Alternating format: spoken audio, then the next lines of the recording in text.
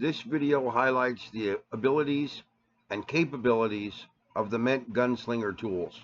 They are only available at MENT.com. They are unique in what they do, they are unique in how they operate, and they can take any chart, any interval, any trader, and turn them into an incredible, really incredibly skilled trader. The MENT.com Gunslinger Tools consist of the cycle trading solutions, the pressure system, the Bollinger Band system, the Fibonacci price analysis system, the Fibonacci wave count solution, and putting it all together, you get an incredible solution, only available at MENT.com. Good luck.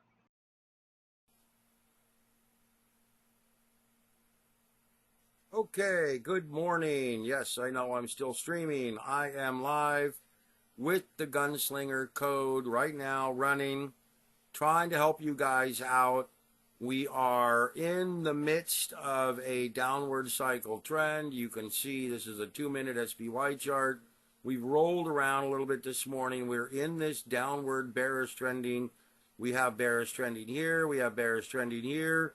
We've come off of a cycle high. We're rolling downward. We spread this out over here so these little buttons aren't in the way. And we are rolling. We'll see if this holds up at the end of this bar. This is intra bar and can go away. So we're generally bearish trending right here. We are nearing a cycle high. We've rolled out of it. Looks like we're getting a little flat cycle low here off of this peak. We'll see how it holds up. Again, this is the Gunslinger Tools. When you're not getting clarity on, say, the 2-minute, try going down to the 5-minute. You can see here, spread this out a little bit. We are getting very solid downward trending here. We're coming off a cycle high, rolling off this cycle low. May get a little higher here, may roll back up into this area. I'd be waiting to try to take any trade right now. We're getting this rolling exhaustion pattern near this cycle low in this bearish trending. So we're not getting any real clarity. 5-minute or 10-minute is in dominant downward trending. Still bullish on the Bollinger Bands. We've got to get below this level. Actually, this level on a strong close. So we'd have to get below 560.38 on a strong close in order to go ahead and get a bearish trigger. We have moderate bearish trending here. Still bullish trending here. Way off a cycle high here. So the cycle highs would indicate that we're going to be moving downward, and we are downward on the pressure indicator. So ideally, excuse me, a little phlegm or something. We are dominant downward trending right now. You can see that shift right here as of Friday the 13th. Moved us into this area here where we moved into dominant kind of rotating downward trending here, whereas we had been in dominant upward trending all the way through here. So as you can see, we have rolled on the unique 382 level, not the ultimate 382 level here. Let's go back to 5-minute, check it out. 5-minute is dominant, meaning we're below both right now. We're rolling off a potential cycle high. Still looking over here to see if this holds up. Come down here to 2-minute. And here we are. We're rolling into this potential cycle pressure phase rally. But again, see how we rolled up right here? This is a new cycle high setting up. So we are likely going to roll up and over. All right, need to get a drink. Hold on. Let's see if anybody shows up. In the meantime, we'll let this thing roll, as I'm going to try to get some coffee and clear my throat. Okay, guys, just hang tight. I'm here if you need me.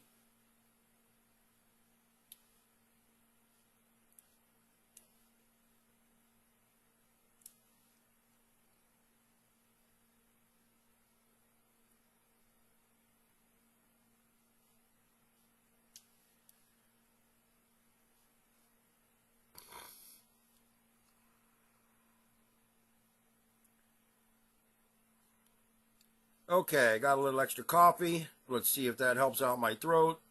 Yeah, everybody over here kind of got a bug last week. I don't know what it is. My wife works with handicapped kids, and anyway, you know, they're like 11, 12, 13-year-old kids, something like that. But of course, kids get everything, and then when she brings it home, I end up getting it.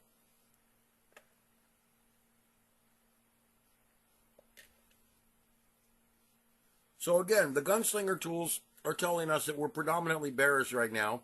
This is a 2-minute chart. Whenever we get up into this unique and ultimate 382 level, we need to kind of be cautious, which is where we're at right now. But we have a cycle high system here, rolling. That's why I drew this just, 3 minutes ago. Cycle highs, excuse me, I think I got it. Cycle highs predicate the idea that we're going to get into a, I wonder why that pressure wave system is not, oh, it's turned off, is not working. Okay, so we'll get rid of that, get rid of that, get rid of that. So again, cycle highs, as you see here, we roll up and roll down. And now we're rolling up, likely to roll down. Now, could be here, could be way out here, don't know. But this cycle high right over here is indicating that we're rolling to the downside. And you get the same cycle formations here in the Donchian channel as you do with the cycle system. So ideally, you're looking for these cycle rotations, these price rotations, to confirm in the dominant trend. So let me come over here, remove all drawings. So here, we would be looking to try to short. I mean, ideally, knowing that we're in a pullback mode, knowing that we were cycling up off these tops, knowing that we're in a dominant trend here to the downside, knowing that we have bearish trending here and bearish trending here and bearish trending here, we're looking to roll into this downward trend potentially off of this cycle top, and we would, ideally we would try to place our stop up here in this level, the upper 382 level, trying to move downward off of this trend. We would want to look for confirmation across other symbols. So let me come over here, not other symbols, other intervals. 5 minute. So we're in bearish trending here. We're moving up to a cycle high, may flatline around this midpoint area. There we go, just got a new bar. Downward trending right now, right near this lower ultimate and unique 382 level. What I find interesting is that, like I said, we're getting this kind of a rolling pattern. You can see here we went into persistent trending here, rolled into flash trending here, weakened. I'm looking for a roll to the downside. Now, granted, it may take 5-10 minutes, might take, the rest of the afternoon, who knows? But this is moving into a cycle high. This is where we would want to try to, at this point, let me draw a line. At this point, we would want to try to short. We really do. You're up near a high. You're in dominant downward trending. Up near a cycle high, dominant downward trending, dominant downward trending, dominant downward trending, dominant downward trending, dominant downward trending. You don't want to be going long here. You really don't. And if you do, it's going to be a very quick little trade. I would expect this to roll to the downside. Pressure's rolled up. which is fine. Pressure rolls into up and down cycles as price rolls. But the dominant trending should stay in place and should still move to the downside. So we'll come back over here, take a look at a 10-minute again. Here's my drawing. We're in a downward cycle trend. We're bullish here on the pressure indicator, bearish here on the wave indicator, moderately bearish here, and we're waiting to go bearish over here. We're really bearish over here on the pressure wave indicator, and notice that we're in a flash trending mode here. Flash trending mode means that we could see a real potential here for a pullback. We'll see how this plays out. Flash trending can be very quick rotation like this. This is a flash trend down here that rolled back up. So we'll see how it plays out here. It's rolling a little higher. So we'll see how this plays out. Spread this out a little bit. Remember, we're looking for the cycle system to roll downward. Here we go into exhaustion.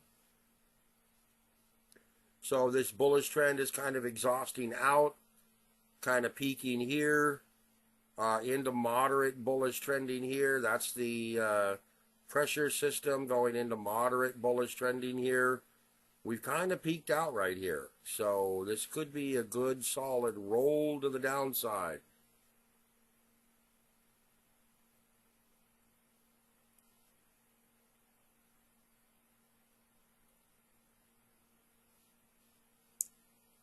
Okay, now do you guys have any questions? I don't know that anybody's really here right now, but do you guys have any questions? Do you understand what is going on? So we're really using the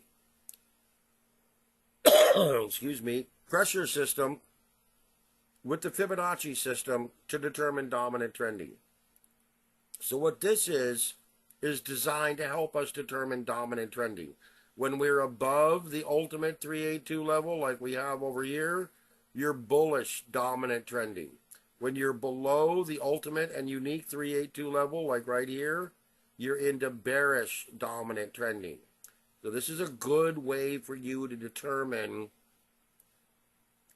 actual price dominance. And it works on any interval, okay? When you see the unique 382 levels move up to this level, this means you've had some rotation. Now you're trying to move away from consolidation back into dominance like we had right here and right here. What happens here is you have the unique and the ultimate 382 levels. In strong trending, like we had here, you're going to get into dominant trending here, and you're going to stay in dominant trending.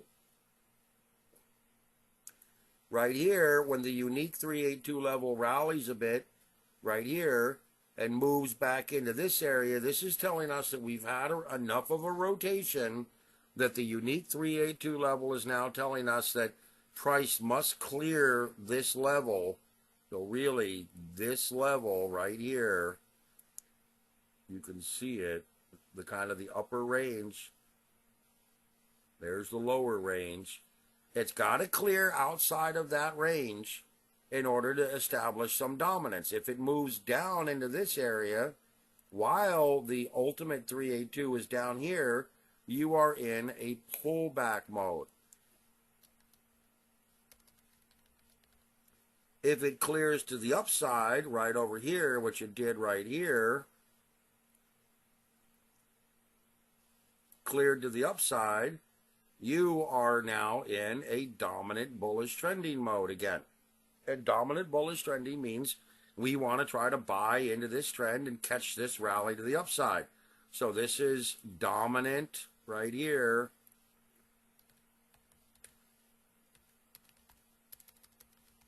Bullish trending. So again, what you're trying to do here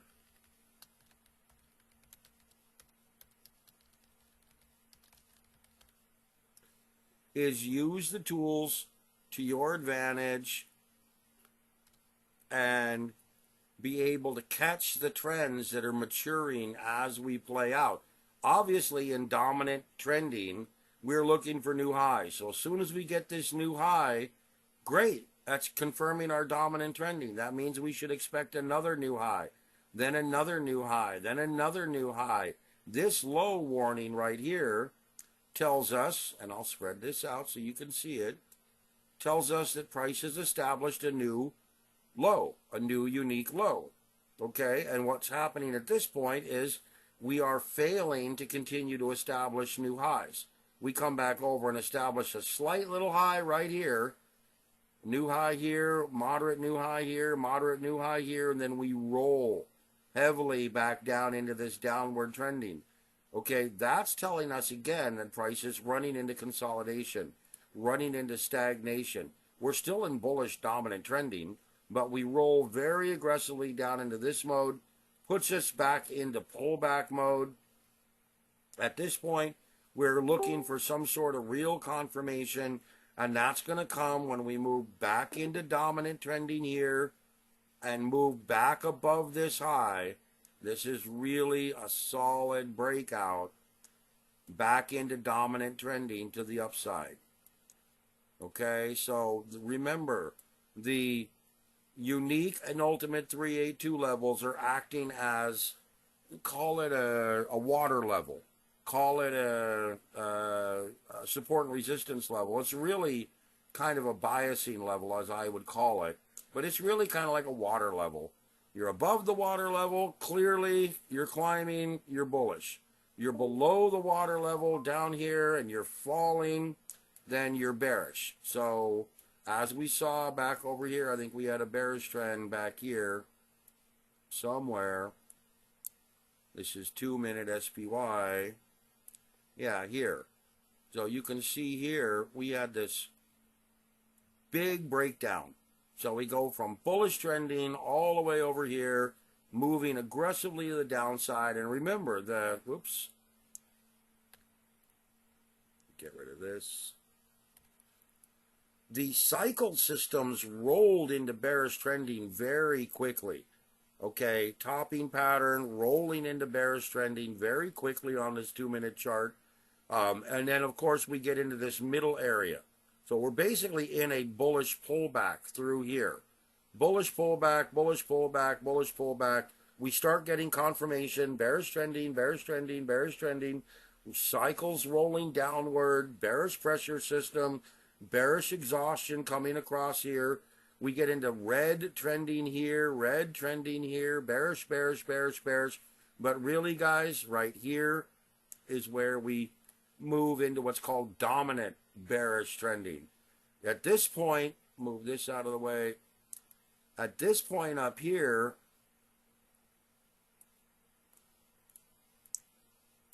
this is early stage pullback right here. Early stage pullback. That whole area is what I would call a bullish pullback because we're up above this bullish trending area. We don't get any real breakdown of trend until we get to right here. Sudden breakdown of trend. Very early in the morning, it started with a big breakdown. Now, granted, you could have interpreted this, but this just operates off of data. So this just operates off of price data. All of these are price data driven. So, of course, you can interpret these, you know, based on news or based on whatever is coming. But this would move you into pullback trending. You see how we immediately broke down here into red trending. We're coming off a cycle high, and we immediately broke down here in the pressure system into red trending. It gives you a good example that we're moving down into a pullback mode. By this point, this bar right here, I'll draw a vertical line. By that bar, we've got bearish trending here, bearish trending here, bearish trending here, cycle high rolling over here, bearish trending here, bearish trending here, and we're still in pullback mode. So in a bullish pullback, what would you be doing? Well, you could still trade it, but my advice would be to trade like a 50% allocation and short, quick,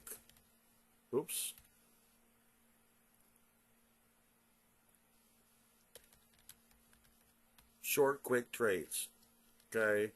In a pullback mode, you don't want to get married to positions. You want to try to basically just trade the pullback. As far as it's going to give you, trade the pullback. Now, once we move here into dominant trending, again, this is dominant trending.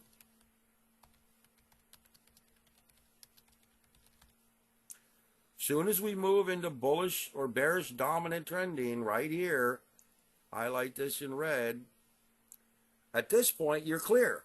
This means that the market should continue to move downward because we're in dominant trending. You're no longer in a pullback mode. You're in dominant trending.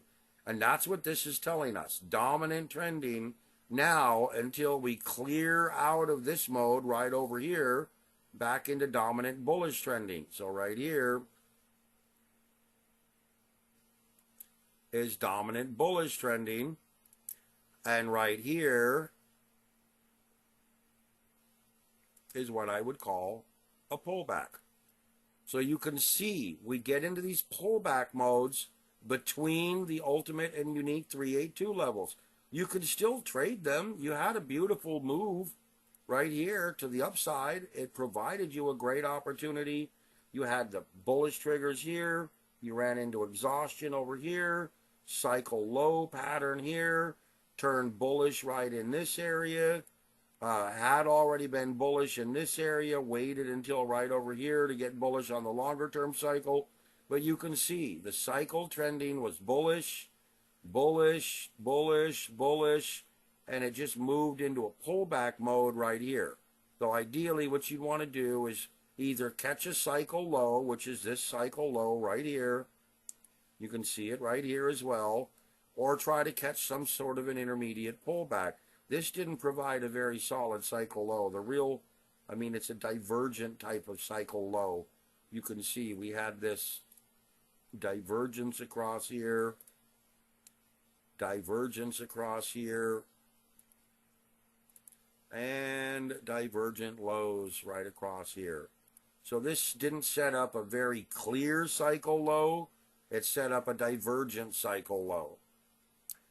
Okay, so we've gone through quite a bit of data here. I know it sounds like there's a couple other people that join. Let's go take a look at what's going on now. There's our rollover. We highlighted that earlier. I had kind of drawn a red line. I'll redraw it. It was right around here.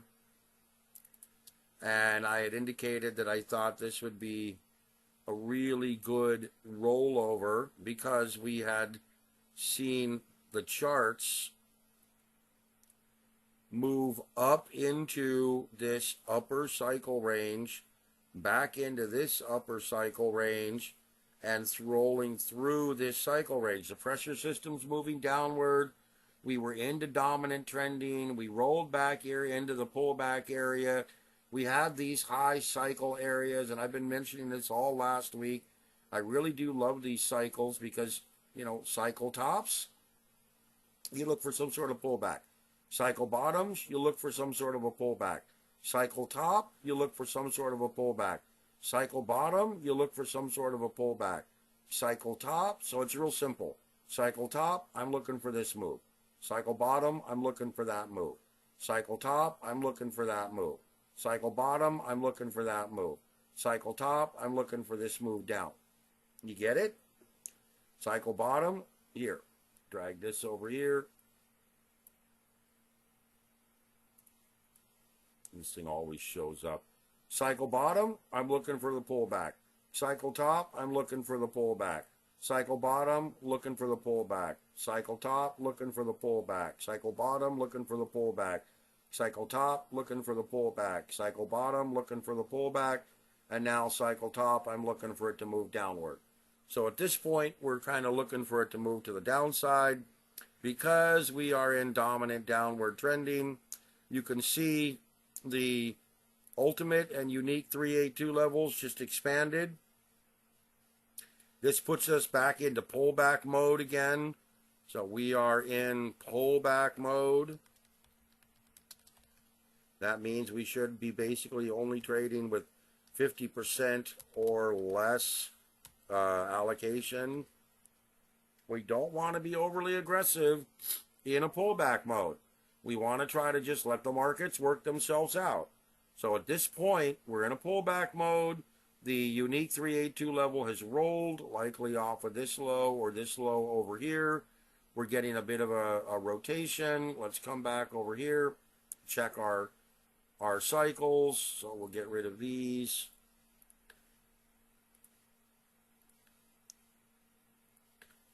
Had a little rotation right here. This is a shorter term wave count, but we're back into bearish trending. Let's see what happens. Bearish trending, bearish trending.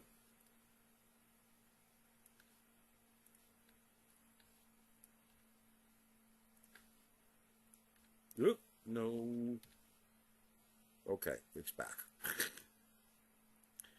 Okay, so now we'll see what happens here. We're getting this rotation. We're not able to set, we've got these intermediate highs. That's what these are telling us. This is an intermediate high, an intermediate low. We're not actually being able to set broad scoping lows and highs. We're really in this sideways crunch. We are now down near what looks like a moderate cycle low. I mean, ideally, folks, see if I can get this to be the full screen. Yeah. So you can see here how the cycle systems work compared to price. So when the green line is consolidating upward like this means essentially that we're getting, in my opinion, we're getting upward trending. So I'll draw this as upward trending, pressuring into that upward channel. When we get the green line floating up above this upward channel like this, or like you saw right over here, this is extended high price rotation. We're not having deep lows like we see here, here, here, here, and here.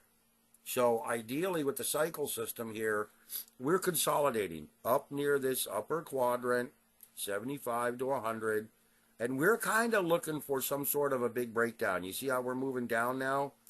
We're looking for some sort of a breakdown, moving down into this area.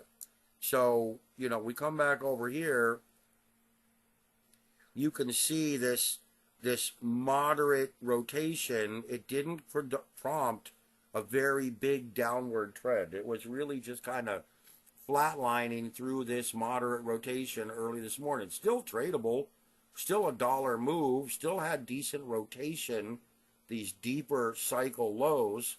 And we moved into bearish trending fairly cleanly right over here and back over in this area with the rotation of the system.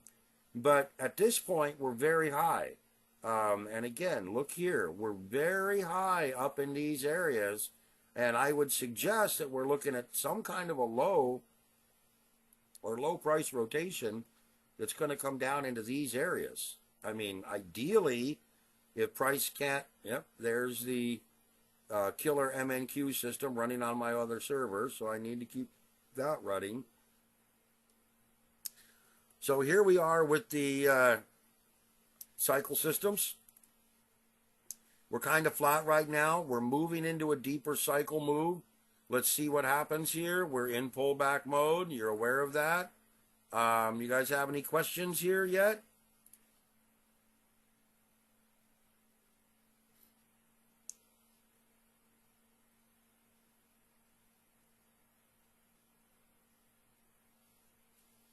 No? Okay, well, so we'll let this go a little bit longer. I've been on for about 40 minutes, a little less. And we'll see how it plays out. Okay, now we just got our new bearish trigger right here to the downside. We're still in bearish trending, moderate bullish trending here, pullback mode here, general bearish trending here. Let's check the Bollinger Band system. Bollinger Band system is still bearish. Hasn't given us any new indications to the upside. So we're watching this cycle high right now, trying to see if we get a rolling pattern down to the downside like I think is going to happen. And that's going to come with a fairly big breakdown targeting these lows, these recent lows. So let's see what happens here. We'll let it go. And remember, what you're looking for is like I'm trying to show you. You're really looking for, you know, cycle highs and cycle lows. Ideally, you're kind of watching for this rotation.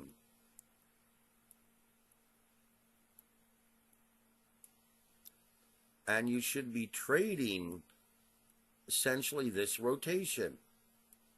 So trending is one thing. Rotation is something different. Rotation is when we get into a trend, weaker, little bit stronger, weaker, and then we get a breakdown. So this, no doubt, was when the market was just kind of weakening to the downside, right? Because we're getting weaker, weaker, weaker bullish cycle highs. Same thing here. Yeah. You see how this is up, weakening, weakening, weakening, and then finally we get the big breakdown. And this is Friday. Then we come down here, strong downward trending, weaker trending. How can we tell? Look, right there. Weaker cycle low. Then we get into this recovery phase, still in a bearish trend, but a pullback mode. We roll off of this high, get down here to this low, and then we roll into the pullback. At this point, we're in the pullback mode. So we get a nice little rally here, can catch that trend off of this cycle low, very clean cycle low, up to this cycle high, up to this cycle high. And now we're off of this cycle high, and I've been expecting a pullback.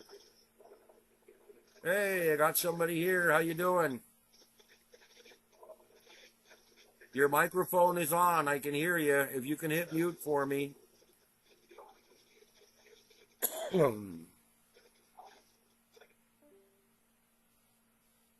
Here comes the breakdown. Let's see what we got here. Remember, we were short from back over here, expecting this cycle high to break down. We're in pullback mode, so I'd probably be looking to take some profits right here. Let's get rid of this. And probably be trying to book right here. Take some profits. Leave a runner, maybe. So I'll mark that as booking some profits. We're still potentially moving downward. We've got a rapid fire trigger here, giving us another entry point. We had an entry point back here. We had an entry point where I got into it, was actually right over here. So I'll mark this right here where I got into it. And we rode this whole thing out, basically trading off of this cycle high. We were back into this cycle high, very high. You can see, basically my trigger should have been right around here.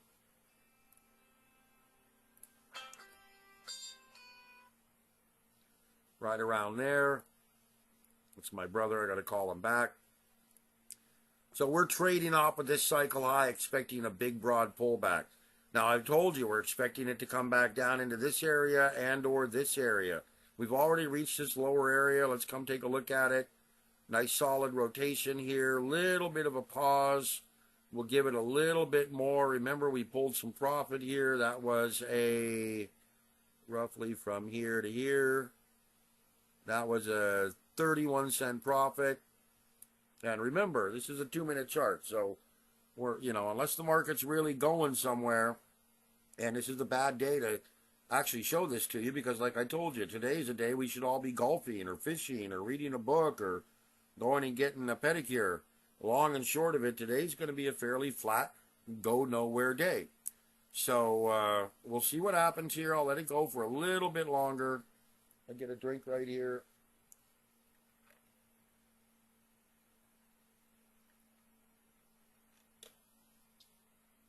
Remember, we're still in pullback mode. Let's go take a look over here at 5-minute. Spread this out. Got a new bearish trigger. We're still in dominant bearish trending mode. The beginning of this bar is in dominant bearish trending. We're below this area. Got a little bit of weakness with the pressure system. Here comes our downward move. Pressure system just went back into bearish. So we're looking for a good solid downward trend here. Moderate bullish trending here. This is a short-term wave count, longer-term wave count. Again, these cycle highs don't align. They were aligning with the 2-minute chart. And we come back here to 10-minute.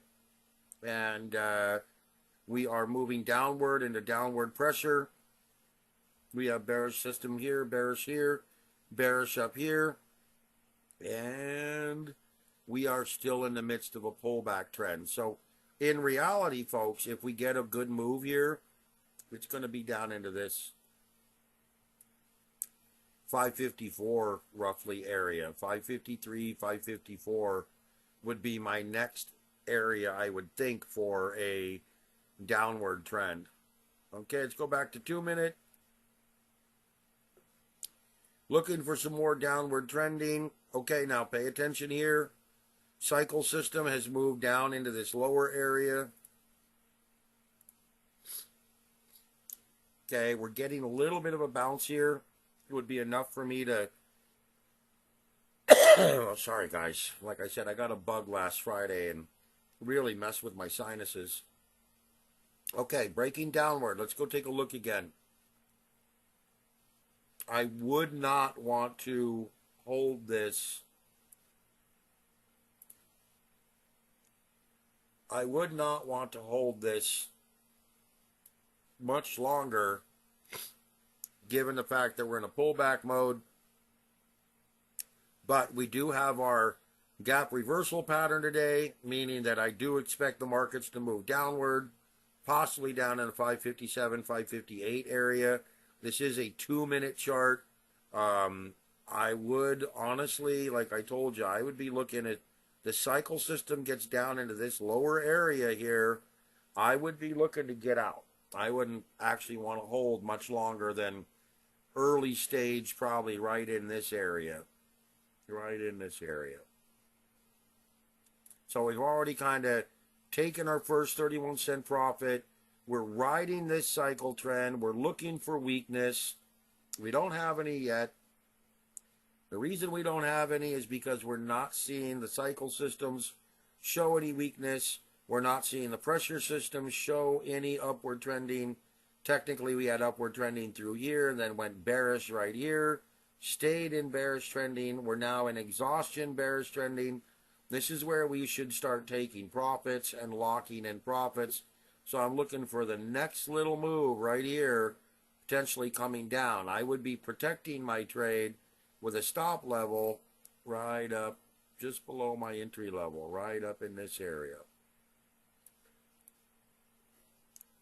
Okay, so now the downward trending has kind of weakened right here. Cycle systems are moving downward a bit. Secondary exhaustion. Let's give it a little bit more, maybe 3, 4, 5 minutes. There we go. Come on, baby. You see how this is starting to move downward? That's what we want. We're still in pullback mode. We want to see this get a nice little flush out down in this area. And really, you know, if we were to look, we should probably be getting out right about there. 560, 58 roughly. Let's see if we get a little flush here. Let's see who joined me. I don't know, somebody was here, now they're gone. Okay, well, this is being recorded, so here we go. We're getting our flush out. Come on, get down a little further. There we go, and we're out. So we are out of our trade. We've hit our number. We're cycling down. The rest of this move can do whatever it wants to do. We should be expecting a rolling cycle move. Now understand, we're pushing downward here. Let me clear this. Clear this, clear this, clear this, this. So now we're rolling in a downward cycle trending, okay? And we are moving into persistent downward trending right now. Because we're down below this 50% level and starting to hook up, you see here the short-term indicators started to hook up. I'm not going to give this a lot of pressure, a lot of real confidence until we move up into the next cycle. So understand that at this point, I'm chasing a trade. I can chase this downward trade all I want. I really can. I can chase this downward trend all I want. Bearish trending, bearish trending, bearish trending, downward cycle, downward pressure, downward trending here, Downward Bollinger Band. Let me get it right there. Downward Bollinger Band. We're in a solid downward trend, guys. It's pretty hard to argue after you take a look at everything. But in reality, we've come off this cycle high. So coming off this cycle high means our sell trigger was back over here. Was really looking for a sell trigger right over here. And after we just got out of our little trade here, hello? Somebody's on. Hey, how you doing? George, right?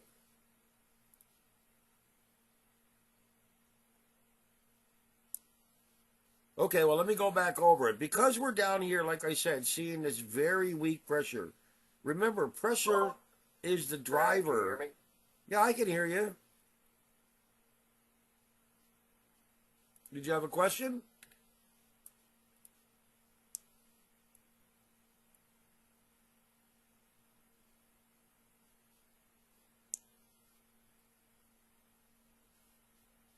I can hear you.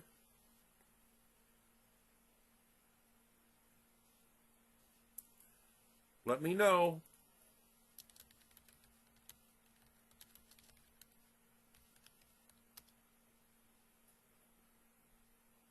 About ready to wrap this up. I've been doing this for almost an hour, and you're the first guy to show up. But I'm recording it, and Just looking at the,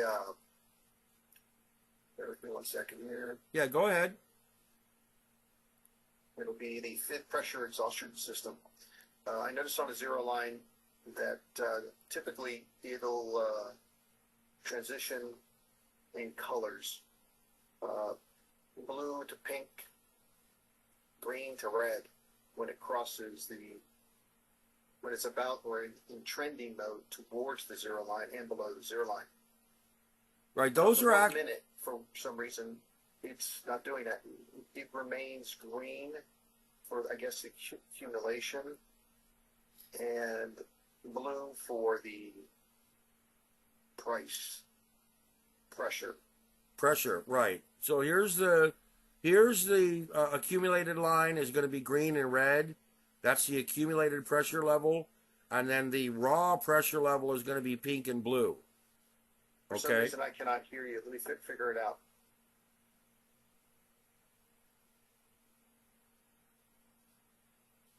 Well, I'm recording this, so you'll be able to. Get your mic muted. Oh, I do?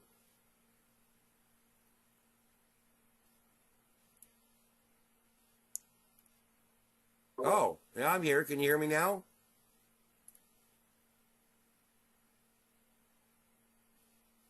Were you able to capture? Yeah, can you hear me now?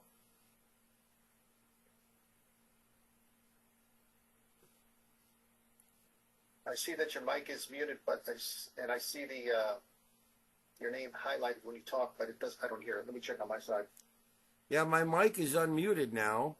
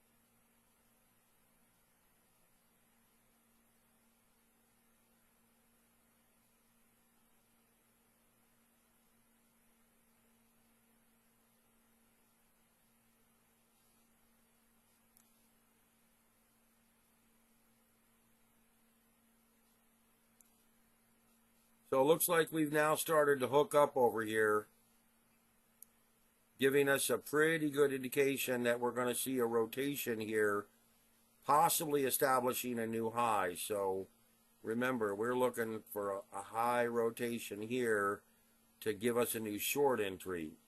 So we'll watch this low, this price level down over here as a breakdown range. Remember, we're in bearish trending, bearish trending, bearish trending. Bearish just turned bullish. We're rolling into a cycle high potentially, and we're in bearish trending with pressure staying moderately bullish. That's what the green lines tell us. So we would want to see this roll downward. We just have a little bearish rapid fire or bullish rapid fire trigger right here. Test 1, 2, 3, 4, 5, 6. Yeah, I hear you. Let me check my sound settings. Hold on.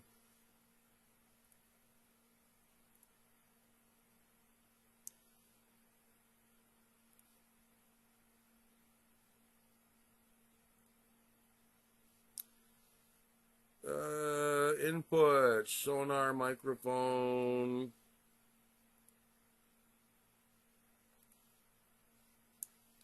Can you hear me now?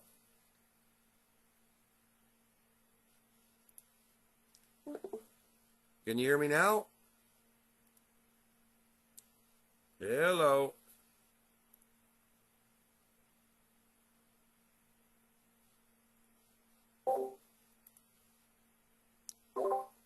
Okay, I just turned it off. I don't know what's going on. We might have to try this again. Look, I've been at this for about an hour, and I'm not even sure I recorded all the sound, but let me end the recording, and then what I'll do is I'll get on with you privately to address this and see if we can do it again. So, Brad? yeah. Yeah, I just got on. Oh, okay. Okay, I don't know what's going The on. input buttons are messed up. Yeah, I don't know. I might have had my microphone on mute for the first 30 or 40 minutes, so I'm hoping the recording software picked up what I was talking about, because I am recording this. But I was going to end this and try to figure out what I was doing wrong or what we were doing wrong. So let me show you this, okay? The pressure system, the color coding of the pressure system is not based on up and down trending in the sense that you can get, as we see here, you can get sideways rotation here, downward sideways trending, and still stay in a green kind of a trending mode. It's essentially a breakout type of a color coding system, avoiding what would be, repetitive triggers. You'd get a buy mode back over here off a moderate upward trending, a sell mode back over here, a buy mode here, sell mode here. It's really trying to stick with more of a price breakout type of trending, which is more Fibonacci price theory. So in for example, we're bullish trending with the excuse me, I've had this sinus thing all weekend. We're bullish pressure trending here, but we're getting the rapid fire sell trigger, then exhaustion. So that was essentially selling into this trend, moving into exhaustion. Now we're getting the rapid fire bullish trending.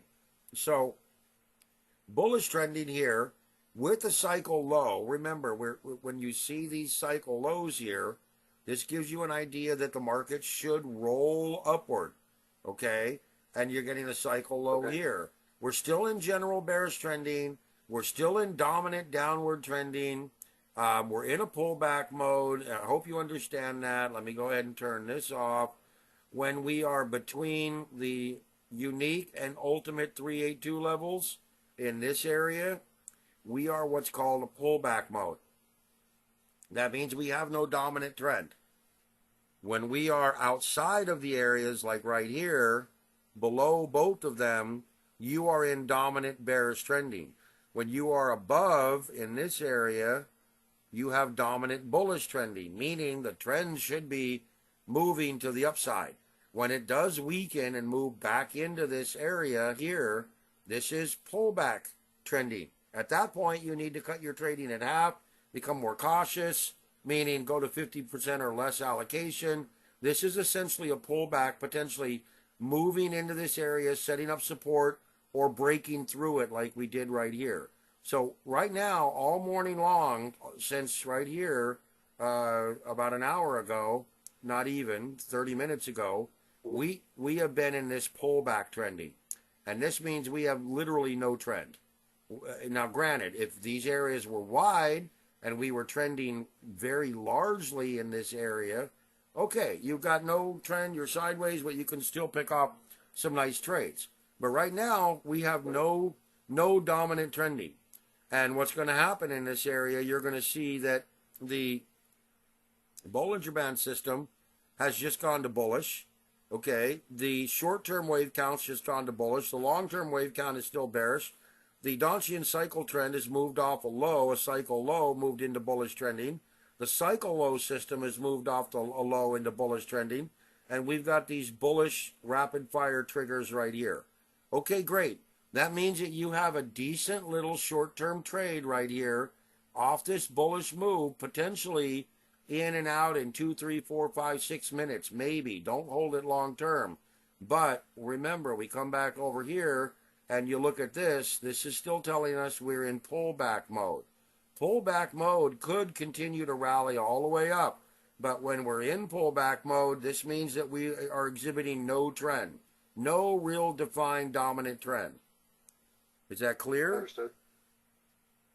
So what I will do is I will try to document why the colors change here a bit more clearly. But what it is the rapid fire triggers, the little down arrows, down triangles here and up triangles here, those are essentially, I would call them early stage potential entry. Or what I call them is rapid fire triggers, kind of modeled after what Kurt does, what KD does. You know how he'll get into a trade and he'll tell you when you're right, you want to catch it and you want to try to add in and get out fairly quickly. Well, that's kind of what these are for. When you get into a trade and it's right and you get into some rapid fire trigger and you catch a move, you know, Kurt's very good about getting in and out with $10, $20, $30 profits on his options. And that's how he's able to really, you know, capture some great profitable days, is that he's not looking for, you know, the $200 major winner. He's just nickeling and diming his way up to, you know, a $200, $300 a day winner. And that's what he's doing. So I tried to model this pressure system around the idea of catching exhaustion. So when you see the exhaustion here, or you see the exhaustion here, or in this case here, what I wanted you guys to be able to do was come down and see the exhaustion and then look through the cycle systems and say, look, here's exhaustion near a cycle low, and what you should be doing, excuse me, I've got this tickle, you should be doing is looking around this area for what KD would call air. And I see air as the pullback. Then as you move into this area here, you're looking for exhaustion in this area, and you're up near a cycle high right here, and a cycle high right here. You're looking for air, which is that immediate little pullback. Can you see that? Yeah. So at this point, we're bullish trending, upping near a cycle high. We probably got a little bit more. We're up into exhaustion again here. We probably have a little bit more upward trending here, but we're going to probably move into a cycle high over here, which means that if I were to chase this long trade and I were to see more exhaustion, I would be chasing this long trade up into no more than, say, roughly this upper area here, upper of the middle unique area, and I would be looking for some sort of a rollback right here, simply because we're moving into bullish pressure, we're moving into exhaustion, we're nearing a cycle high level here that may last another 2, 3, 4, 5 minutes, don't know, but I would be looking for a cycle high setup here as long as we're in this pullback mode, and some sort of a rollover back down maybe into this area. Can you see that? I do. Thank you. Yeah. So let me reply to everybody about, I'll go through the actual mathematic logic for the coloring of the pressure exhaustion system. But remember, it's really two systems. It's the coloring system is based on a breakout strategy or a breakdown kind of a strategy. Think of it as either breaking upward or breaking downward. And then these rapid fire triggers are actually a modified type of a quant. They're looking for opportunity zones, not waiting on the breakout system.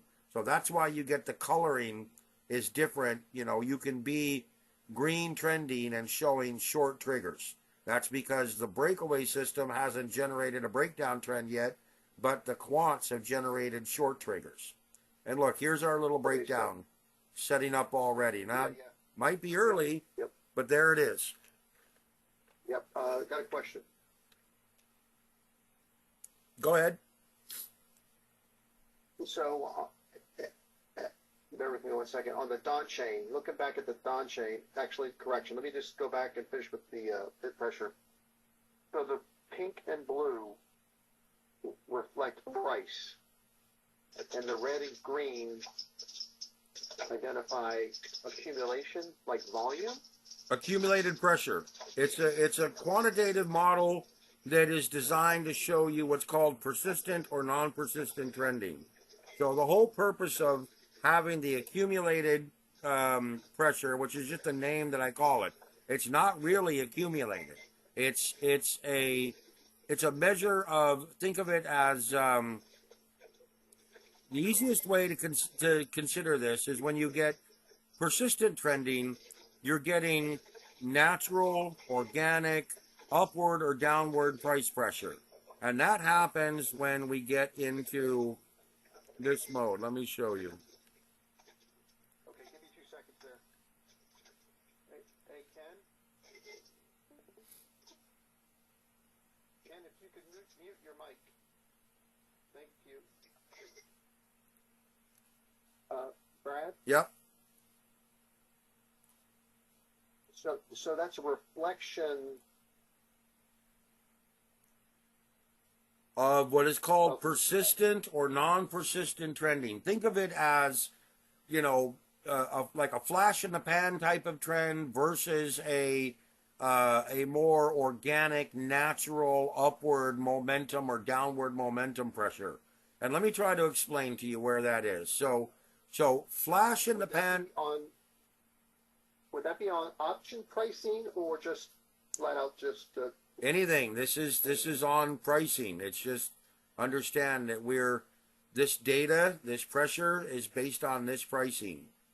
So it doesn't matter. I mean, if you're looking at options pricing, options is a combination of, you know, what they call the Greeks related to time and variance and volatility, trying to move forward. But this is actually it's kind of cool how I came up with this. I was watching Kurt, and everybody likes the way Kurt plays his air and his rotation modeling system. And he's really, like I told you, he's actually kind of seeing these rolling price trends before other people see them. He's like looking at this and going, well, this is exhausted, this is overdone, and now I'm going to be looking for a pullback. And it back up here, and he would be loading up and look for a bigger pullback. And this is on a 2-minute chart. So I was trying to build something that could catch these kind of exhausted trends and identify when we pull one way or the other. So, you know, you can look here. And again, I'm going to come in here and show you what I call persistent versus non-persistent trending. So I'm going to go way back here and try to find a better. Here we go. So here's an example of. This is called flash trending.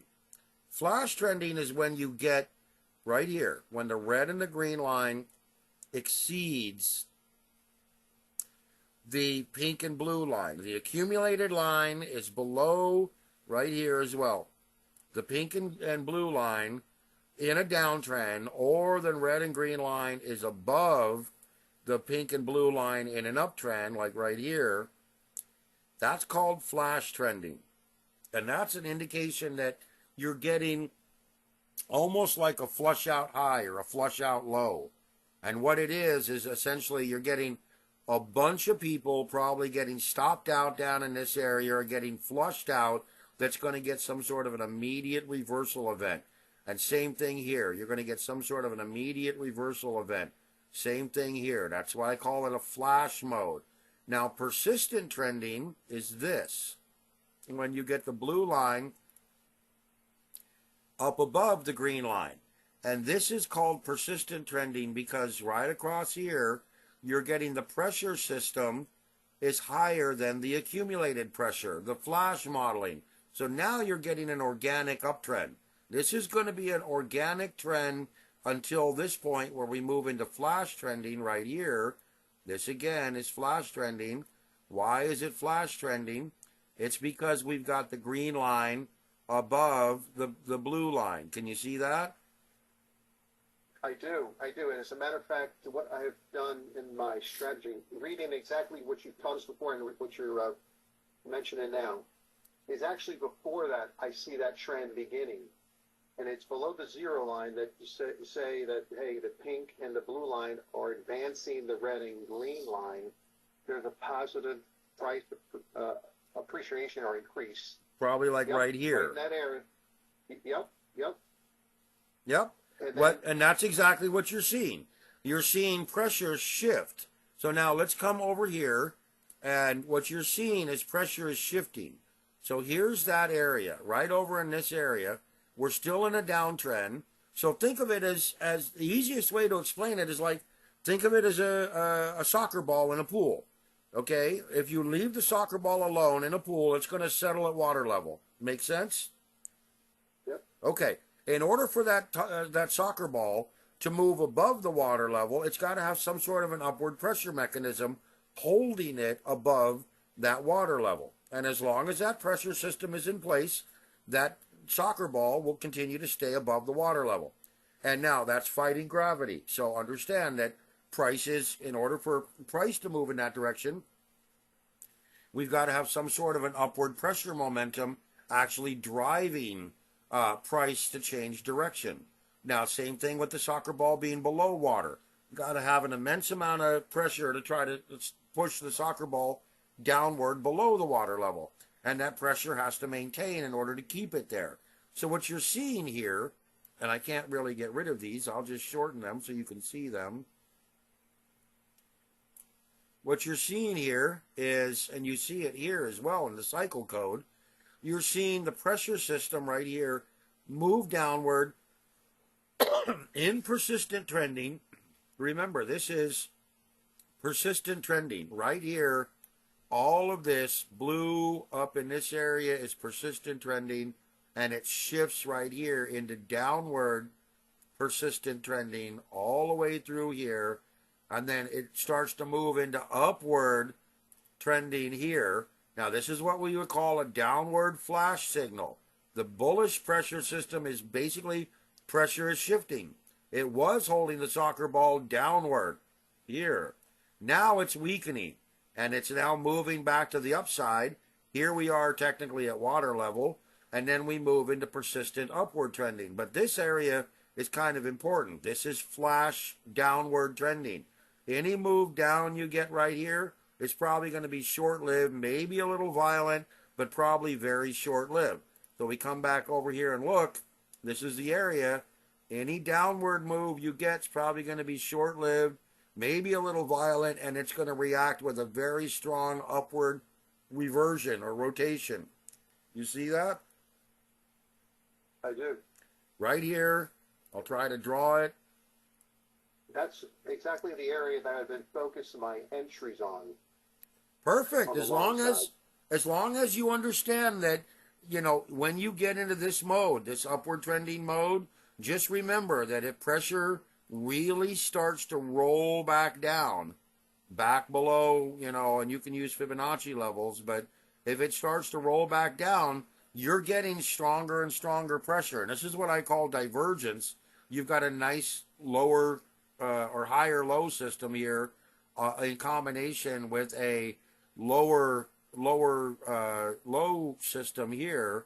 So this is divergence, but remember, pressure is a very quick indicator. It moves very quickly, it reacts to price, And understand that in continued downtrends, like if this had rolled downward, this would have rolled back into a downward trend over here, and you would have potentially had to be aware that if the purple line rolls back below this red line, you're looking at abandoning your long and trying to look for more of a downward trend.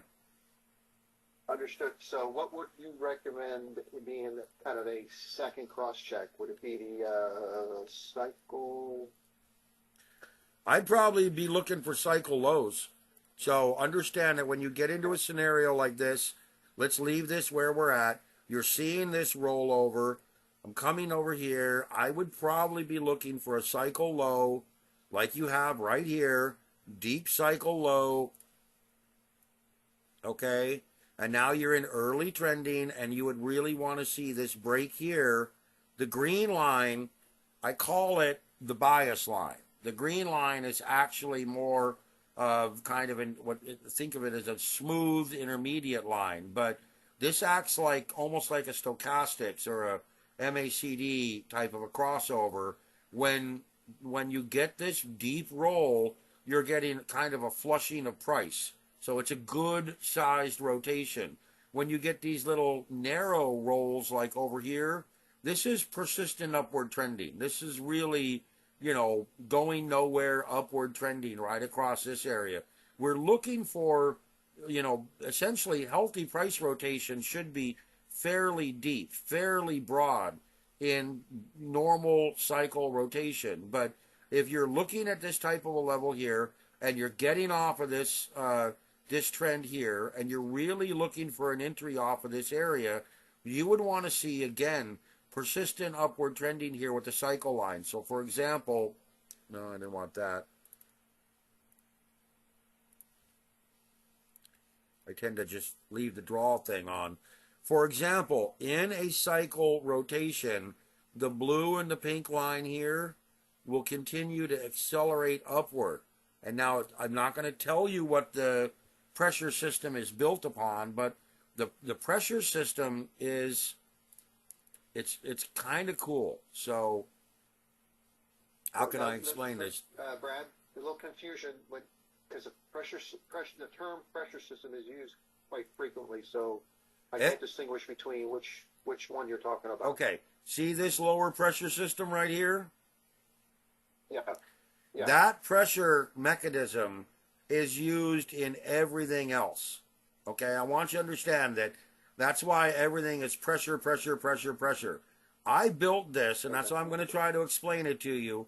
I built this as a trying to become a very quick indicator, trying to mirror a little bit of what KD does and trying to identify price rotation. It is a very unique indicator. There's nothing else like it on the planet. But as I told you, I've been doing this for 35 years. I can build whatever I want. Now, what I want you to understand is this. The pressure system, and I'm going to give you a little hint, probably shouldn't be doing this, but I'm going to give you a little hint, and I'm going to try to show you an example. Here's a perfect example right here. In an uptrend or a downtrend, can you see the size of the bodies of the candles? Yes. Okay. In an uptrend or a downtrend, wicks become very minuscule. The upper wicks become very minuscule. So here in an uptrend, we've got a what's called an opening Bozu bar here. It's bald on the bottom, closed up near the high. Here's another opening Bozu, closed near the high. Here's a large candle. Here's a closing Bozu in a hammer pattern, an opening Bozu, closing Bozu, Marubozu here. That's bald on both ends. So you notice the wicks disappear. But notice that when we start to get into congestion or changing price pressure, the wicks appear. And again, up here, the wicks start to appear. And up here, the wicks start to appear. And right back over here through rotation, the wicks start to appear. And again, the wicks start to appear. That's what the pressure system is actually trying to monitor. The relationship of price advancement versus contraction, whether it's going up or it's going down. And once it measures that, then it comes back in and starts looking at the range of the body versus the wick. to determine whether or not pressure is weakening. So in this case, we would be looking at bullish pressure strengthening, and when we get to here, we would be looking at bearish pressure weakening that bullish trend. So the pressure system would come up in this area and then start to roll down in this area and then start to roll back up in this area. And I'm just giving you an idea. And then over in this area would maybe roll down. So now this is just my guess is what the pressure system would do. But we come in and take a look. It moved up through this area, rolled down through this moderate weakening area, moved back into persistent trending all the way through here, and then started weakening as the wick started to show back up. Can you see that? Yeah. Okay, so that's what the pressure system is really designed to look at, and everything is built around the pressure system. So now the cycle system, the cycle system here is, it's not rocket science. What it is it's a measurement just like stochastics.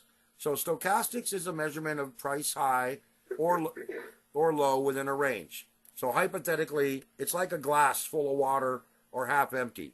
If I measure this range from here to here, and I say, okay, right now, in this range, right here, where this price is, would you call that 95% full or 5% full? If you were measuring it as a glass, here's the bottom of the glass, here's the top of the glass. 95%. Right. And if it was down here, you would call it maybe 10% full, right? Right. Okay. That's exactly what the cycle system is doing based on a specialized quant determining whether or not the cycle system and other mechanisms are cycling in and out of this mode. Are we full up here? Yes. Did we move down into narrowing channeling? Yes. Did we move back into upward channeling? Yes. Are we full? Yes. We're full all the way up. We roll down into lower channeling. So this was built, the cycle system was built first. This was built first, the pressure system, then all the others. Lastly, I built the cycle system to be able to do this, and it actually plots the data in radians, which is a measurement of angles that allows me to then produce these charts in a sine wave structure. Otherwise, it would be all over the place very quick. But then I took this data, the cycle system, and built it into the Donchian system. Now, if you understand anything about a Donchian mechanism or a Donchian price trending system, a Donchian system is measuring the highest high or the lowest low of the last X many bars. So here we'll come here and say, look, I measure from lowest low right here off of that bar, and highest high, let's call it off of this bar, and I'm waiting for a breakout. This is what the old turtle system was based on. You're measuring a highest high, lowest low over X many bars, and you're waiting for a breakout. You get the breakout here. Right there's our breakout. And what that does is it gives me the idea that once I break out in this trend, as long as I stay away from the lower level, I should continue to trend upward, which is why the Donchian system stayed in this bullish trend from this point onward all the way through this cycle rotation until this big breakdown bar right here. This was the breakdown bar where the Donchian system said, hey, we now have a breakdown in price that is indicating we are going bearish. So the Donchian system is this cycle system with some trend logic control. And until we get that breakdown, that serious breakdown in price, it's not going to change color. Once it breaks upward, like we had right here, it's going to stay in an upward trend until it gets some sort of a serious breakdown in price, which is why you were saying, you know, and the same thing kind of with this. It's going to stay in this trending mode even while the pressure system contracts. Remember, pressure is a measure of, do we have upward dynamic price pressure, and then does that pressure weaken right here? That's why you're seeing the pressure system move downward here and then resume an uptrend here. That's because we move back into pressure mode. Pressure is increasing. Someone's holding that soccer ball higher and higher and higher above the pool level.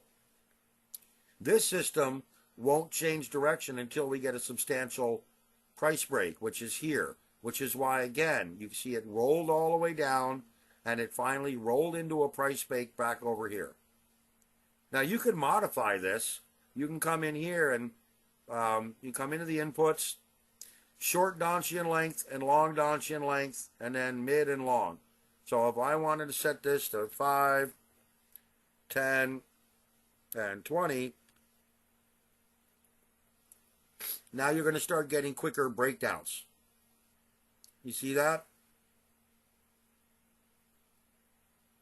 I do, yes. And the same thing I like to do here. So hypothetically, you know, like you can see here, I've got this one set to 3, 1, 5, 9, 15. This one set to 10, 2, 5, 9, 40. This is a longer term Fibonacci trend indicator. This is a shorter term Fibonacci trend indicator. And what I'm looking for are peaks, what are called pivots. In this case, there's a pivot. And it has to have 3 downward bars on the left and 1 downward bar on the right. That's a pivot. That's a qualifying pivot right here. Whereas this one needs 10 qualifying bars on the left and 2 qualifying bars on the right. That would be this pivot system here, because these 10 bars are lower than this point right here. Again, it's called fractals, but this is the basis of Fibonacci. So now, this Fibonacci concept is applied here in the wave count indicator, here, and of course back over here in the day trading pressure system. You actually see these pivots on this chart here. This is what all of these marks here, here, all of these pivot modes are actually these types of pivots, these types of Fibonacci price pivots. The Bollinger Band pressure system is the pressure system here applied to a Bollinger Band, meaning I'm taking a Bollinger Band and I'm plotting it, but I'm adding or subtracting the pressure mechanism here to the inner and outer Bollinger Band levels.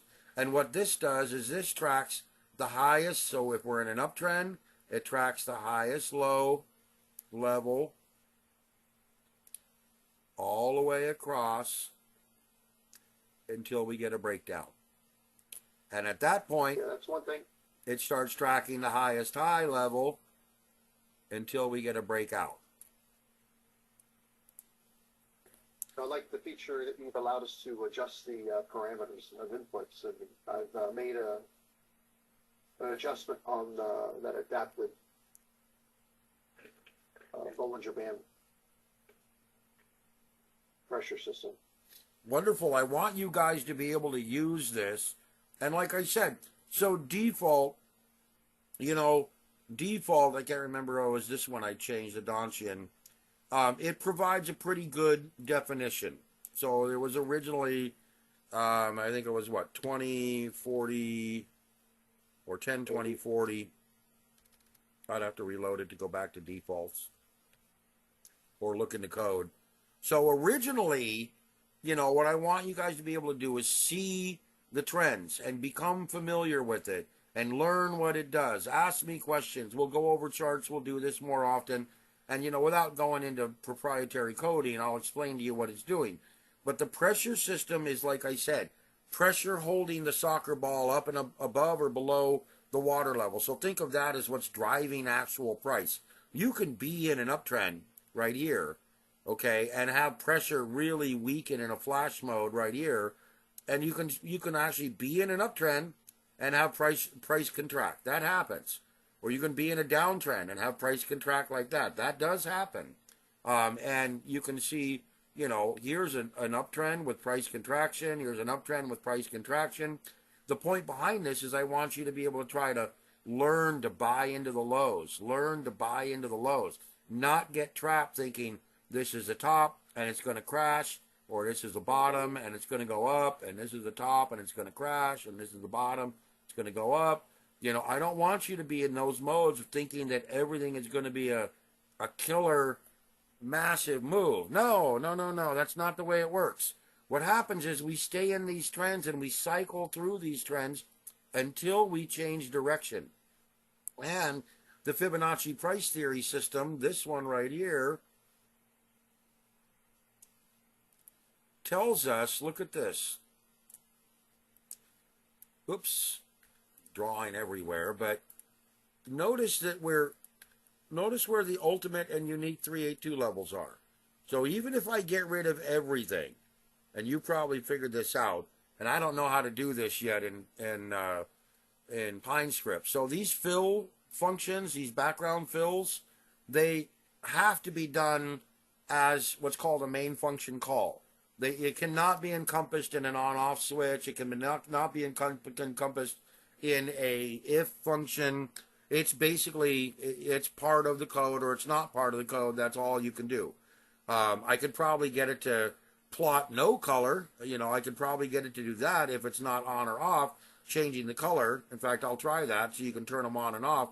But long and short of it is when you come in here and you go to this, if I were to turn off the standard high, turn off everything. I don't want to see anything except the triggers. You still have the unique and ultimate 382 levels. And what this is, think of this as the water level in the pool. You have a shorter term water level where price is going to try to stay above or below, just like that soccer ball. And then you have a more dominant water level down here, which is the ultimate 382 level. So price, the soccer ball is staying above the pool level, staying above the pool level, above the pool level, above the pool level. Right now, it's kind of in between the shorter term and longer term pool level. So at this point, you have no dominant trend. It's trying to find a trend. And at this point, the dominant trend is bearish, and then it moves back over here. The dominant trend is bullish.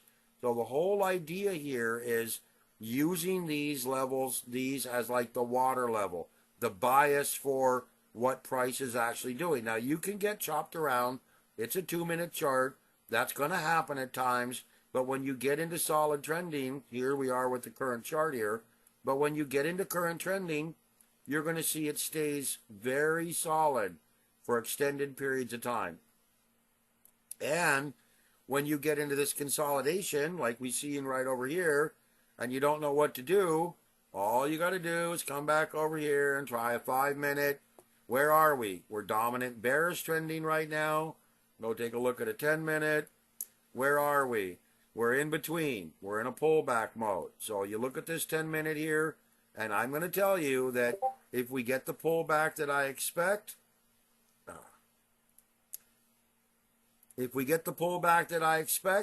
it's likely going to come down in this area and try to move to this area unless this dominant water level shifts up, which it could do, could shift up into this area if we get some rotation, which would have to come from price doing this, forming some rotation.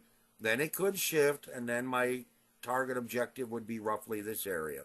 So it's always, if price is going to come back, it's always going to come back to the upper area of the water level, which is, think of that as the natural level where the soccer ball is going to want to float. So here you have water level came, or price came back right here. Price rolls up. Oops. Price rolls up. Counter trends, comes back to the water level. More upward pressure, comes back to the water level. More upward pressure, comes back to the water level. More upward pressure, water level starts to diverge a bit. We have this new range here and bigger dominant range here. Comes back, washes through the water level, rejects, blows right through the water level, and we enter this big massive trend. So the idea behind the Fibonacci system is to give you kind of a, you know, like a targeting area and a water level. And you'll see that, you know, here's our downward trend. It always wants to move. If you eliminate pressure, you got downward pressure here. If you eliminate it, it's going to want to go to the water level.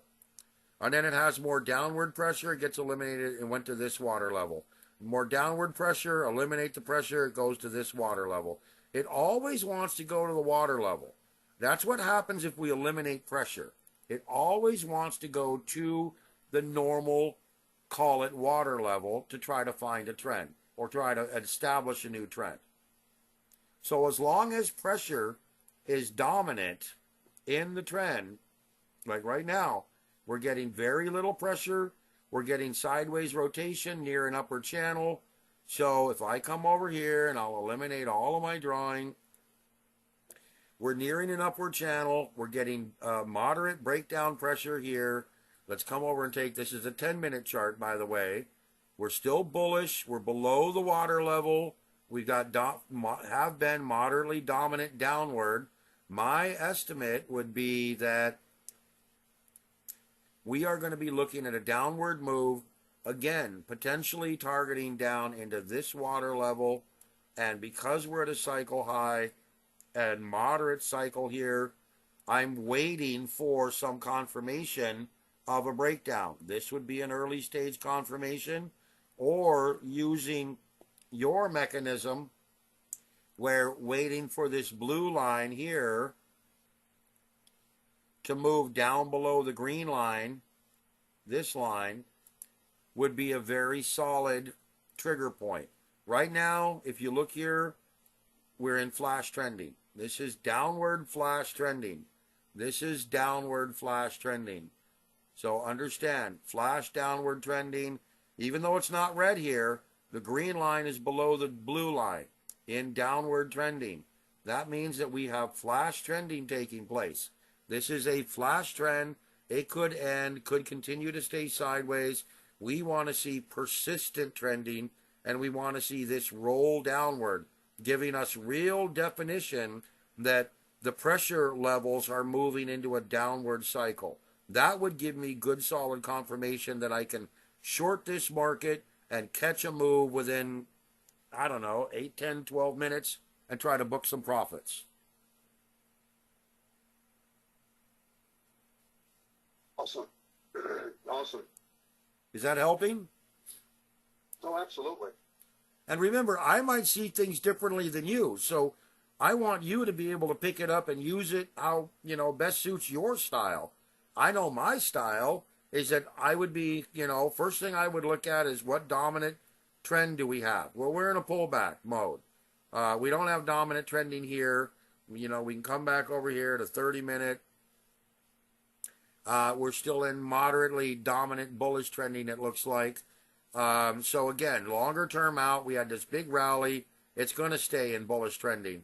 We come back over here, we go to 5-minute, and we're in dominant bearish trending. So you can see shorter term triggers are going to react quicker off of these trends than longer term triggers. But you can see here how we've already been in this downward cycle trend. Pressure's trying to move downward. Let me get rid of all the drawings. So here we are in kind of flash trending.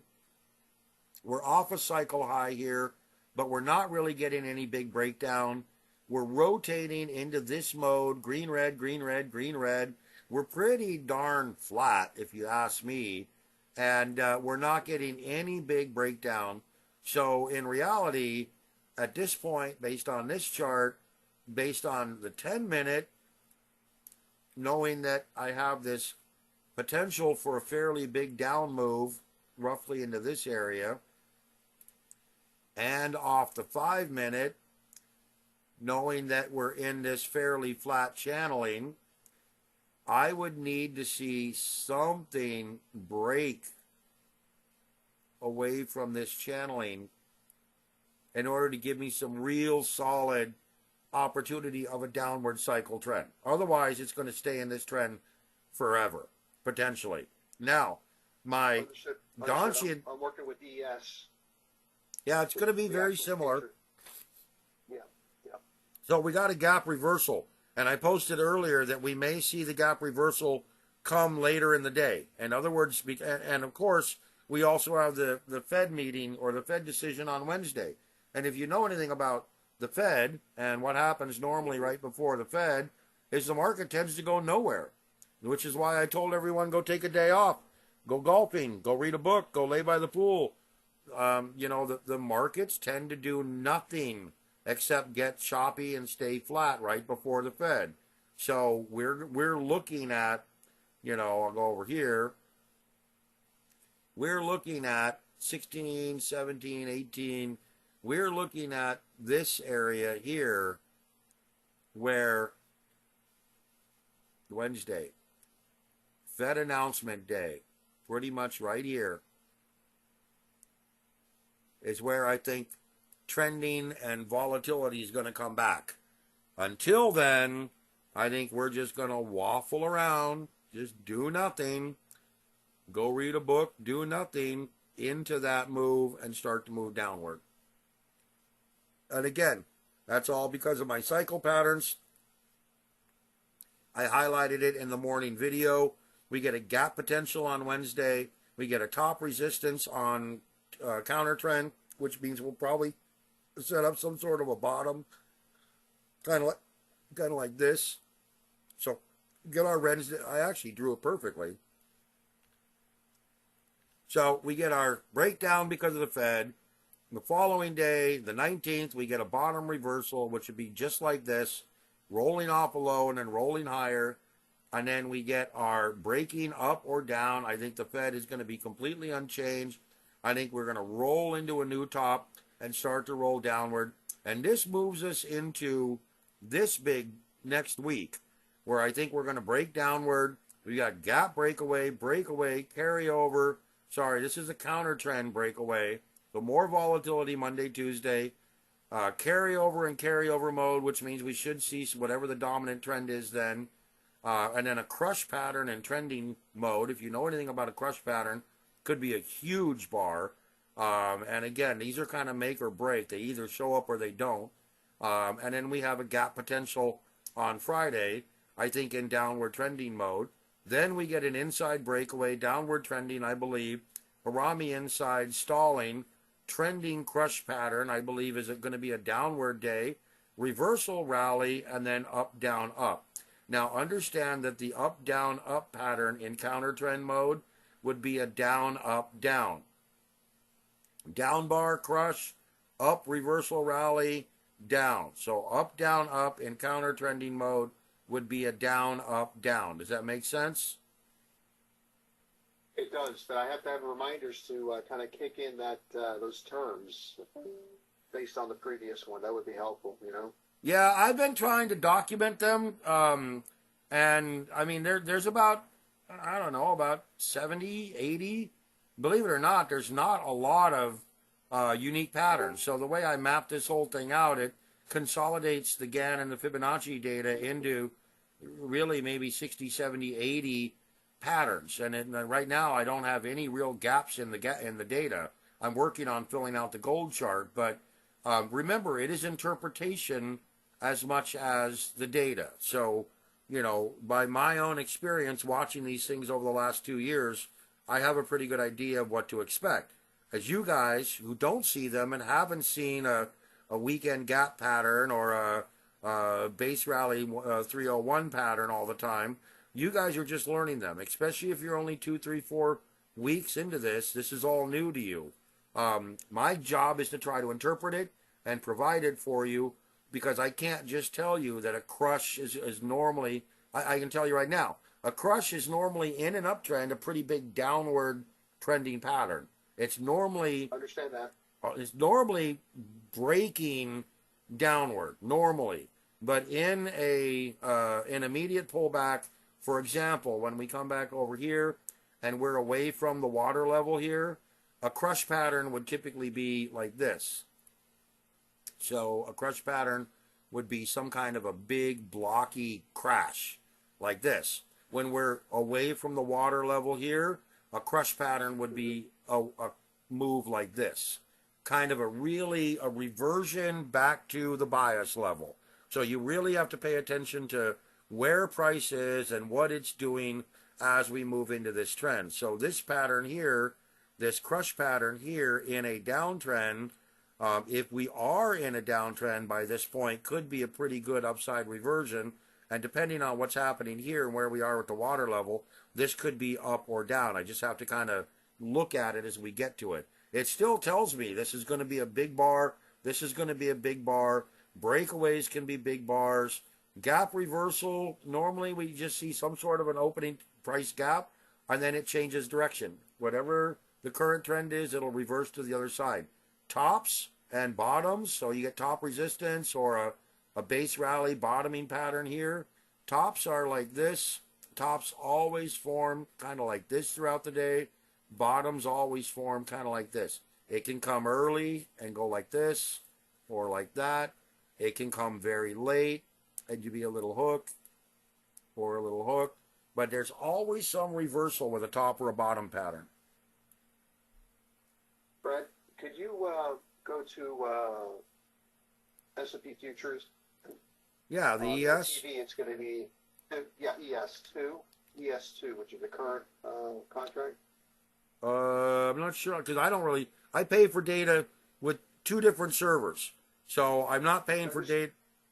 Is it two? No, you got it. Yeah, right. Just right there. Actually, just go back to ES. Okay. Oh, you got it. Never mind. Yeah, I got it. By the way, we should be rolling over. So you should start trading the December contract now. Yeah, that's what I switched over to. Yeah. Okay. I've got it on 30 minutes. I've kind of zoomed out. Okay. Look back at September 11th, all the way back to, let's say, September 5th is my view. Okay, so you're about here. Yep. And so right in that tight spot where it is about Monday the 9th, we see the top one, I presume, is going to be the ultimate, and the bottom one is going to be the unique. Unique, correct. The ultimate is the longer term. So the ultimate operates off what are called extreme high and lows. So, and the ultimate you can see here when you come into the settings. So the ultimate left bar and right bar is 45 to the left and 2 to the right. That means it's got to be a unique high that has not been touched or low that has not been touched for 45 bars. That's a lot of bars. Okay, that's almost, if you think of it as trading days, that's almost 2 months on a daily chart. I haven't touched the inputs in that on that one system, only because I'm really not familiar with the math and the reasoning and all that kind of stuff. Okay. Well, I can teach. Go ahead. What's your question? Yeah, I'd love some lessons on it. That'd be great. But as we come closer, sometimes it's a little difficult to discern the unique and ultimate. As you go into the night, probably about 12 noon, it looks like it's merged into both of them. Is that correct? Right here, correct. Correct. And what happens here is you're getting, and it may be difficult to see, but let me try to explain it to you like this. So we're going to go back about 45 bars. I'm going to draw a line that represents about 45 bars. So maybe about there. And then I'm going to draw another line that represents about 20 bars. There. Okay, so now what we're looking for is the highest high, lowest low that has not been touched in 45 bars. That's what the ultimate is looking for. And when you look at that level, we come across these levels here. And in fact, let me come in here and do this so you can see it. I'll come in here, style, and turn on the ultimate high and the ultimate low. So these are the highs and lows where showing where price has been, where the ultimate range is. So the ultimate range means that price must get above or below these levels to establish a new trend. That is in Fibonacci price theory. In fact, if you come over to my website,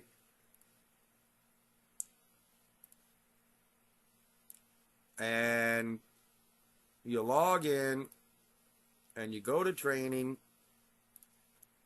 There's quite a bit of training down here for Fibonacci price theory.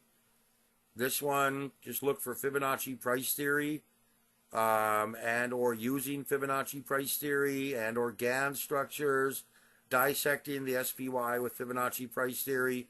It's important to learn that there's 3 constructs with Fibonacci price theory. And the 3 constructs are standard,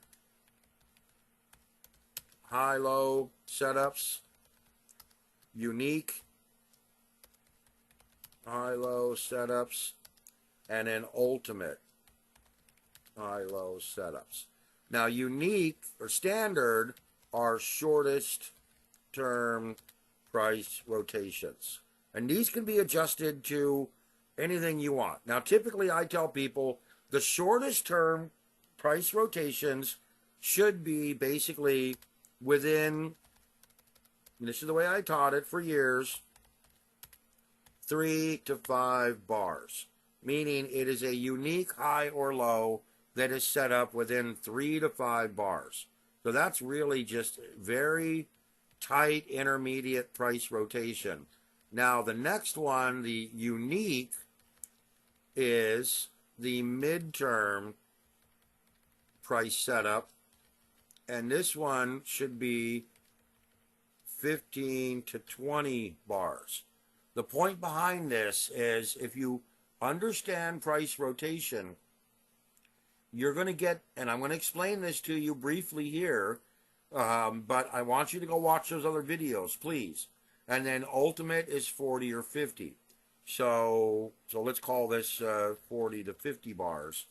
And this is the longest. Okay. So now, when we're actually looking at price, so I'm going to go into this area. Let's go down to this low, okay, so you can see it a bit more clearly. I'll put a marker right here, vertical, roughly right there. Oh, no, I don't want that. Come back over here. Spread this out. Now, what we're doing, and it's George, right? That's correct. Yeah, I remember our phone call about a month and a half or so ago. Okay, so what we're doing on the way down, we're looking for these little standout highs and lows. So now look, a standard or what's called standout, I've labeled it standard so everyone can understand it, is 3 to 5 bar high or low. So here we have a high that is set up. It is a moderate high, but it's been breached within the last 2 or 3 bars. You see that? It's a unique high here, meaning it's a pivot, but it's been touched within 3 to 5 bars. Then here we have another one. It's been touched. Then we look over here. So the last real one that's set up over here that hasn't been touched in 3 to 5 bars is this one. That's our little standard high right there. And so that gives us a short-term peak level that we can determine that it hasn't been touched in 3 to 5 bars. Now we get maybe one right here. I'd have to look where that high is. But we don't get any others because there's no pivot up at this point. This is a high that hasn't been touched in 3 to 5 bars. So, okay, this is another standard high right here. But it's also a high that hasn't been touched in 20 bars. So it's also a unique. And it more than likely is a high. Nope. Within 40 bars, nope, it won't qualify as a high that hasn't been touched in 40 bars. So this is a standard and unique high and low. And this is the one thing you need to understand. A standard can be a unique. And a unique can be an ultimate. Or, another way to say it, an ultimate can be anything below. So an ultimate high, or low can be a unique or a standard. It can be, the bigger ones can always be the smaller ones.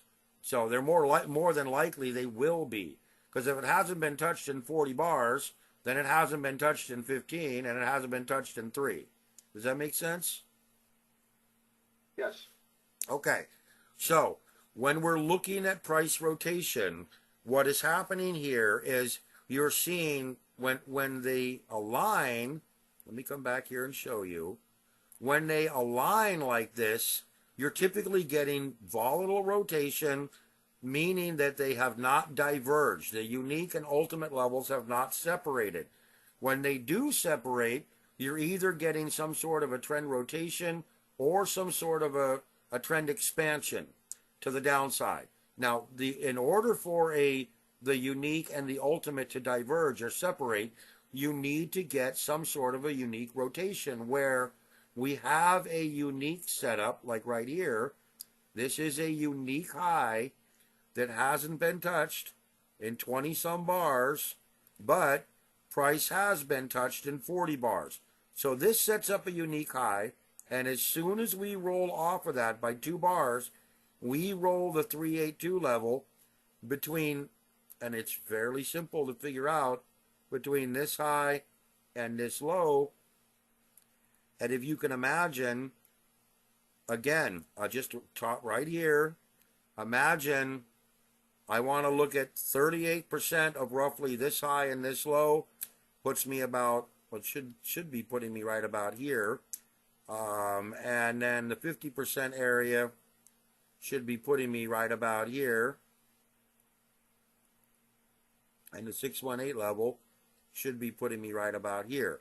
So now what we're looking at here is we've probably seen some sort of an alternate unique pattern setting up in this area that I'm not actually looking at. Could be over here, could be over here.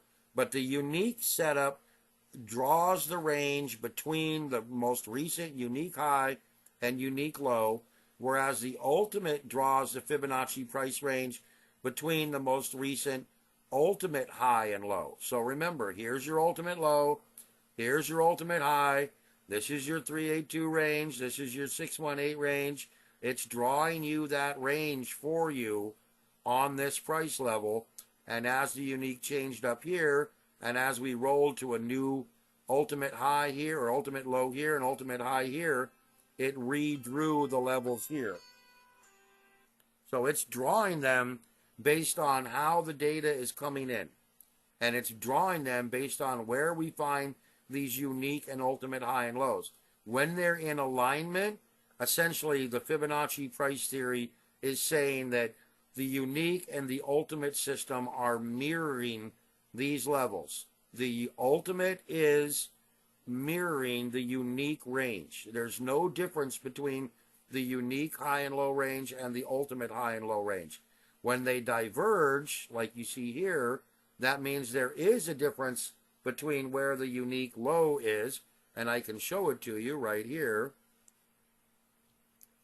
There's your unique low. Or if I come into the code and turn on the unique high and low, should be unique high and low is dots. Let me see, bear unique and 38, so bear unique and bull unique. There we go. So like I said, they can end up being on top of one another, the dots. But if I get rid of my lines, you can now see here's the unique low moving up to this level where the ultimate low stayed down at this level. See, there's our ultimate low, and here's our unique low going to here. That's why the unique line changed. It found a new low that qualified the water level right here. Hopefully that helps. But when they're in alignment, that means that basically you're getting uniques and ultimates triggering all the way down. And then when they diverge, you're saying that we're getting rotation, possible trend change, and that's why I call it a pullback.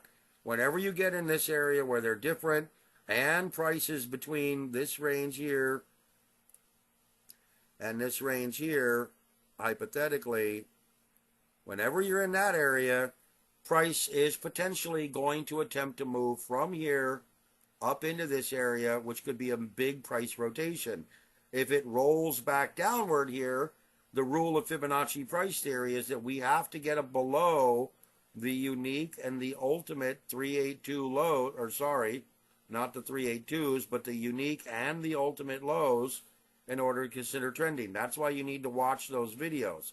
In Fibonacci price theory, the rule is it establishes new lows until it fails and then attempts to establish new highs. In order to establish new highs, we would have to get above this level, and I hate to say it, but look, we would have to get, where's my ultimate high? There it is, above this level.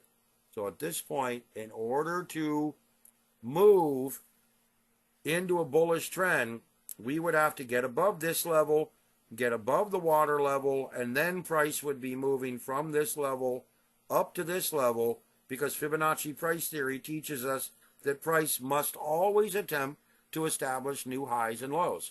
So establishing a new high here is anywhere above this level. This is our most recent unique high. Anything above this level is a new unique high, going higher.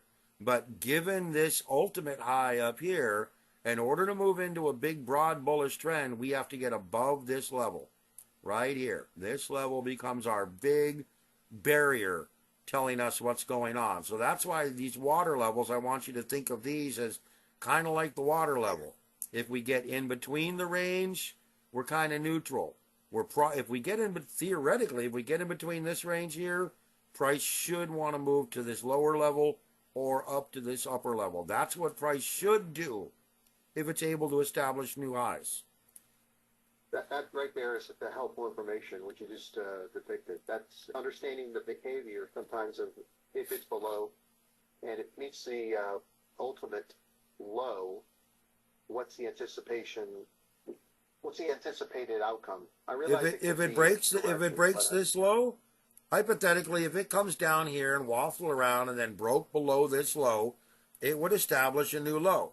Now, what you could do is you could take and you could use Fibonacci theory and try to do something like this, where you could say, okay, well, I'm going to, maybe, I don't have data here, but maybe come from here to here to here and say, okay, I've taken from this peak range to this low range to this rejection level here, and these are Fibonacci, my Fibonacci levels. A lot of people use different Fibonacci levels, but you can see we've come down to a perfect 325, it looks like, and then here we're breaking down below the 4% level. So if we were to move below this level, I would say that the most logical level is going to be in this area, or this area, or this area. If we don't or can't break below this level, then you can see by using, again, maybe not this extension, you can still use this extension. I mean, ideally, these levels come back to 2% here. We've got a pretty big move. It's pretty clean, but you can come back to here, like I teach people, and use Fibonacci extensions or retracements, and then you can see here that 382 level.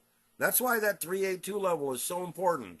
And Michael, Sauna Trader, has got a pretty good feel for this now after studying about a year. Price will attempt to, in most common Fibonacci retracements, attempt to move to the 382 level. There's your 382 level. It looked like it. Yeah, it looked like it attempted, but in other words, retested and it failed. It rejected. So now, are you understanding what rejection is? Rejection is the concept of it's either A, going to be successful, or B, it's going to fail. And that was taught to me by a prop trader in New Jersey many years ago, about 9, 10 years ago, maybe 11 years ago. The guy that taught me Fibonacci theory, he's long gone. I don't know where he is. I haven't heard from him in 13 years. But the whole concept was it's either going to be successful or it's going to fail. So let me go through here and explain this to you. So we're coming up. We're breaking to new highs. You can see here, new highs, new little standout highs. Can you see that here? A standout high, yes, or a standard high is just a little tiny high in price. We come up here, we break above it right here. Wonderful. We're establishing new highs. Wonderful. We roll off of this high right here. Okay, no problem. That's what price is supposed to do. If it's going to reject, it's going to reject probably somewhere near the 382 level and probably roll downward. Now, in order for price to continue to move upward, it has to get above this level, potentially above this 382 level here, and attempt to establish a new high. That's what price must do if it's going to continue to move higher. If it can't, it's going to come down and try to break a new low. So we have a nice little standout low right here. Carry that all the way across. And look, we eventually break the low where we failed to break above the high. Can you see that? We failed to break above this level.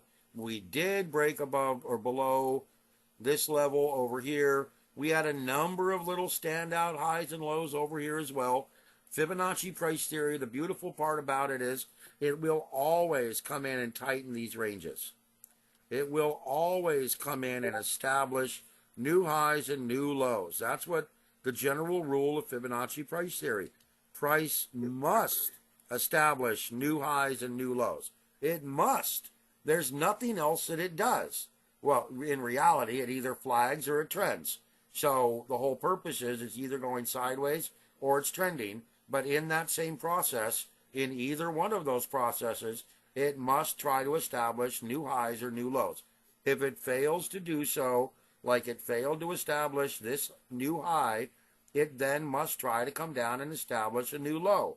If it failed to establish a new low after getting close to it, or near to it, or touching it, then guess what? It must attempt to roll back up and establish a new high. It failed. It must then roll to a new low. It failed. It must then try to roll to a new high. It failed. Eventually, we get a couple little rolling patterns here before we get this flush out rejection, a rally up here, which you can call a new high. That sets up our new resistance area right over here where this upper channel is. And then, as you can see, we eventually roll and break downward into bearish trending right here. And at this point, this becomes our ultimate. If you take a look at it, actually, we still have not changed our ultimate. Our ultimate is still up here, but our unique, you see how our unique line rolled down, broke above it, broke below it. This is kind of a end of flagging rotation. This is a flush out. Price does this very often during a flush out, but we eventually settle on the downside, and at this point, it starts establishing new lows. So this is, again, Fibonacci price theory. And you could go down to a 1 minute or a 10 minute, and you would have caught these moves clearly. The shorter time frames give you very clear definition of these rotations. It's harder on a 30-minute chart. And remember that Fibonacci price theory teaches you that you always should be in a trade. So in theory, if you really understand Fibonacci price theory well, you will never be flat. You can always have a trade on. It's just a matter of whether it's a 10-second, quickie little trade or a 30-minute trender. In theory, the way it was taught to me, you should always be in a trade with Fibonacci. You should always be bullish or always be bearish, one way or the other. Awesome. Okay, so let's go take a look over here. And we'll quickly go back to our 2 minute. At the current state of affairs. Take a quick look. You see how we're rolling into this sideways channel? You see if we come back over here and we take a look at the ultimates. So the ultimate here is up here. And it doesn't look like it's plotted anything. Let me spread this out. So we have 2 minute and 2 minute on your S&P, and we're right in that general consolidation, which is, like I told everyone, better just go golfing. It's not, there's almost no trend, and there will be no trend ahead of the Fed. You might as well get used to it. Typically, the 48 hours, 36 to 48 hours before a Fed decision, there's almost no trend. Really just nothing to do but watch it go sideways. Yeah.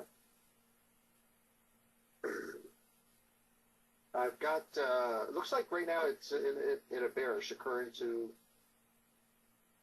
what we're talking about in the 2 minute. Oh, sorry, 2 minute. Well, let's take a look at it. So, again, Bullish, I said. Bullish, I meant. well, yeah, but bullish, but in a cycle high. So, you see here, Gotcha. so Yes, we have bullish trending, we have bullish trending, we have bullish trending. We come back over here, the Bollinger Band is turned bullish. I'll get rid of this. You can see it just turned bullish. And the cycle system is bullish. We're here with the Donchian cycle system is bullish. Moderate upward cycling across this area. Moderate building pressure. We are in a downward pressure cycle phase. We just rolled into bullish pressure. We are in what's called persistent trending. Remember, persistent trending is when the blue line is above the green line in an uptrend like this, or when the bluish pink line is below the green red line in a downward trend like this or this. This is called persistent organic trending. In other words, it's healthy, momentum-based kind of trending. When we get into flash trending like this, or looking for another one right here, that means or here.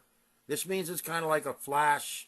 It's like a quick flash in the pan. It's going to end fairly quickly. It's not really a dominant trend. So we come back over here, you can see downward trending, flash trend. Look, it went nowhere and it ended fairly quickly and it popped up to the upside. But we're up near these cycle highs. Watch the green line. Watch where the blue and pink line are. We're up near these cycle highs. We're in a reversal pattern with the SPY cycle patterns. So I would still say, I mean, as a short-term trend, yeah, you can go along here. Try to catch this cycle high. Try to get out of it. In my opinion, smarter move would be to see what the pressure system does, knowing you're near a cycle high, and try to catch a little rotation to the downside. The anticipating, like Kurt does, anticipating the idea that we're near a cycle high. So cycle highs and pressure systems really construct two outcomes. And either A, success pattern is pressure will continue to drive some sort of upward trending. B, failure would be it reverts back to the downside. So understand that if you can see this upward cycle, see the bullish pressure, you can get into this knowing that, hey, as long as it's successful, it's going to continue to move upward and continue to build pressure. Or if it fails, you're going to get a rotation to the downside. What telling me is what we're closer to a failure is the fact that we're getting this downward rotation in the green trend. So we've come up, we've rolled, we've peaked in the green trend, we've flushed out.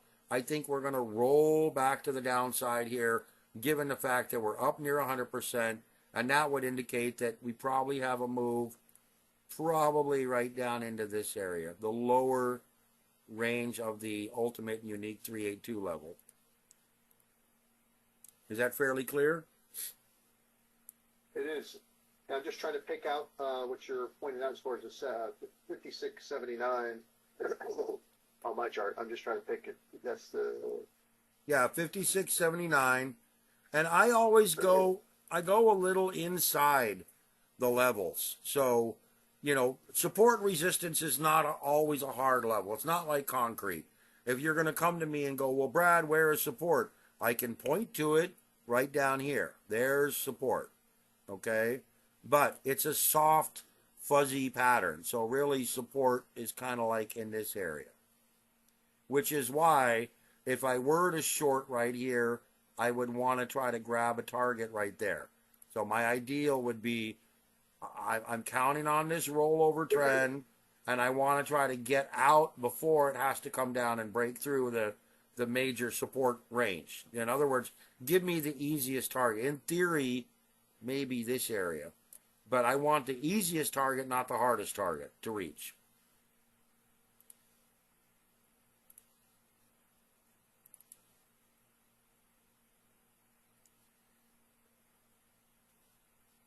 You there?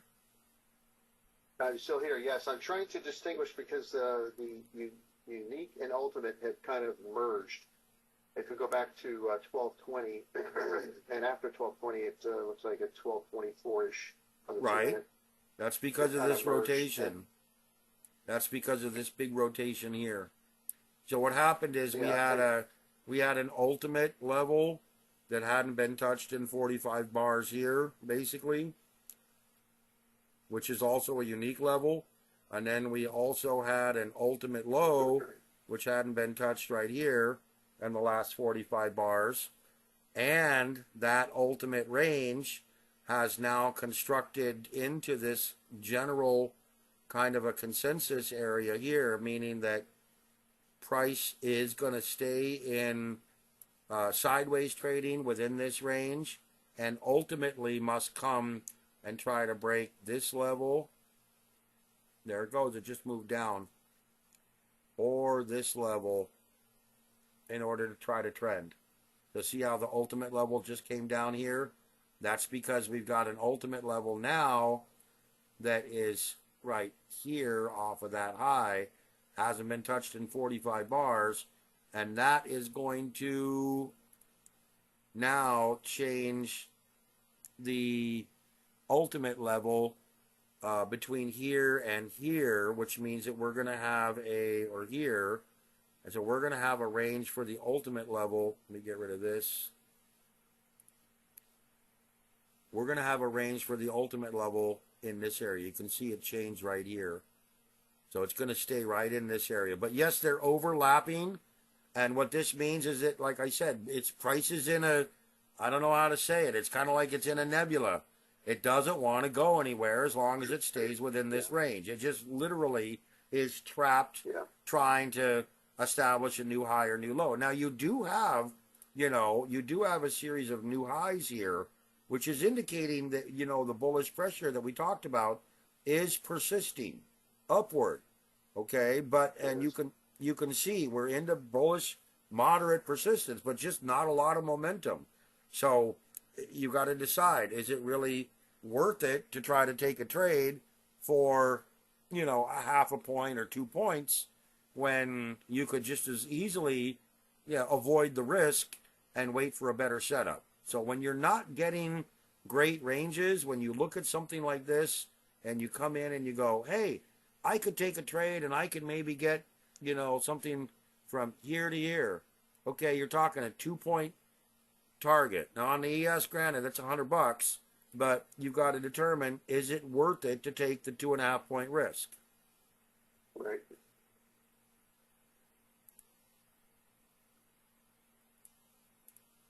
All good, Brad. Lots of good information. Good. Well, like I said, what you would do here is you would wait for more defined trending. And again, ideally, come back out to like a 10-minute, and come back in here. Look at what you're seeing. You're getting cycle highs. Remember, we were down on 2-minute, and it was showing cycle highs. We're getting kind of persistent trending here. You can see we're in the middle of the channel here.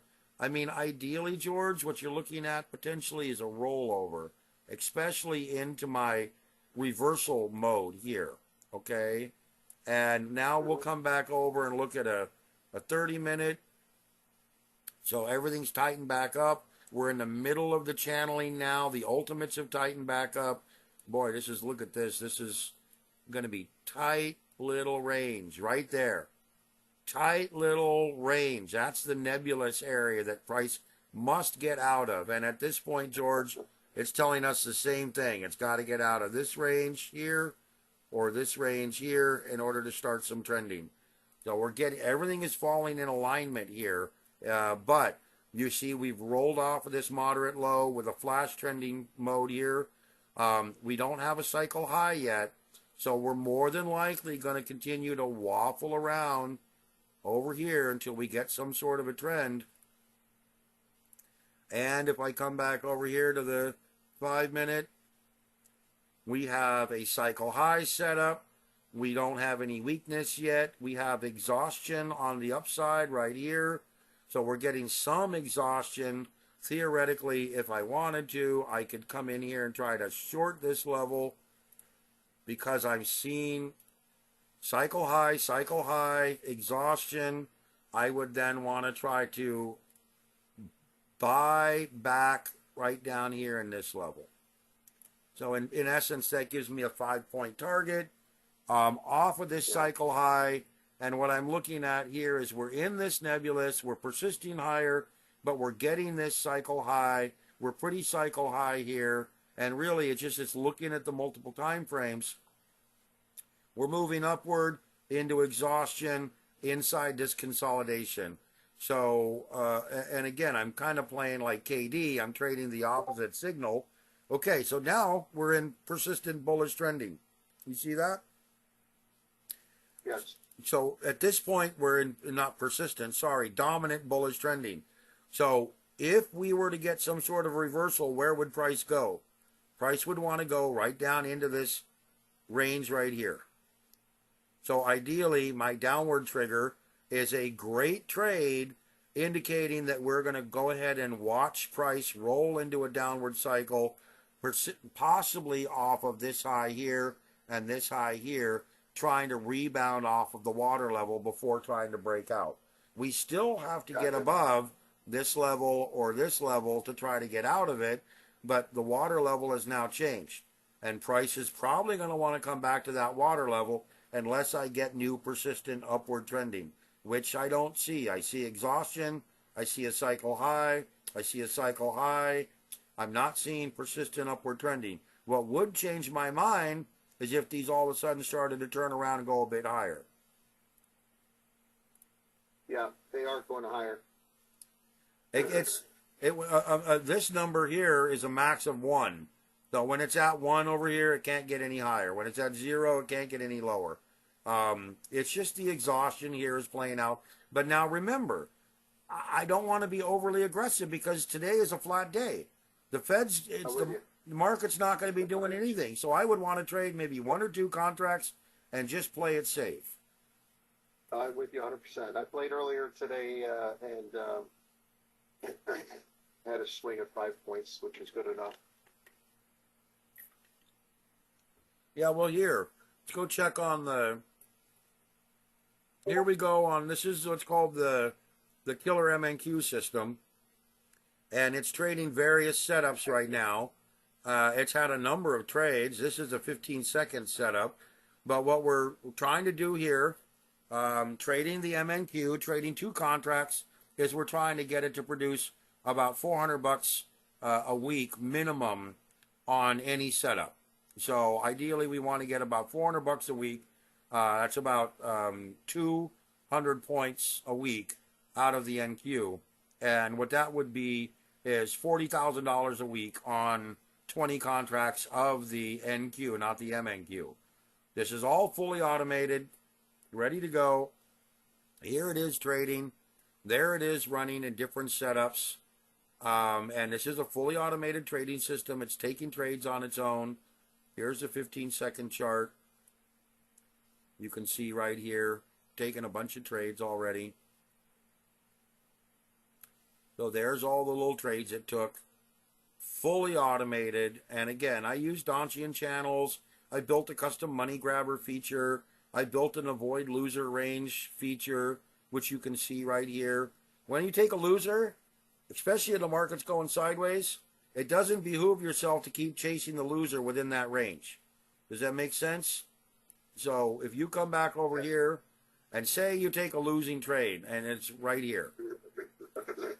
So hypothetically, you tried to short the market right here, and you got stopped out up here, and you took a loser. Okay? Until price gets out of that range by a substantial amount, there's no reason to trade. Until it proves to you that it can move comfortably outside of this range, all you're going to do, unless you're going to keep trading this area, is keep trading that churn. And unless you're really good at trading churn, there's absolutely no reason for you to keep trading it. Wait for the markets to move out of that range before you actually start trading.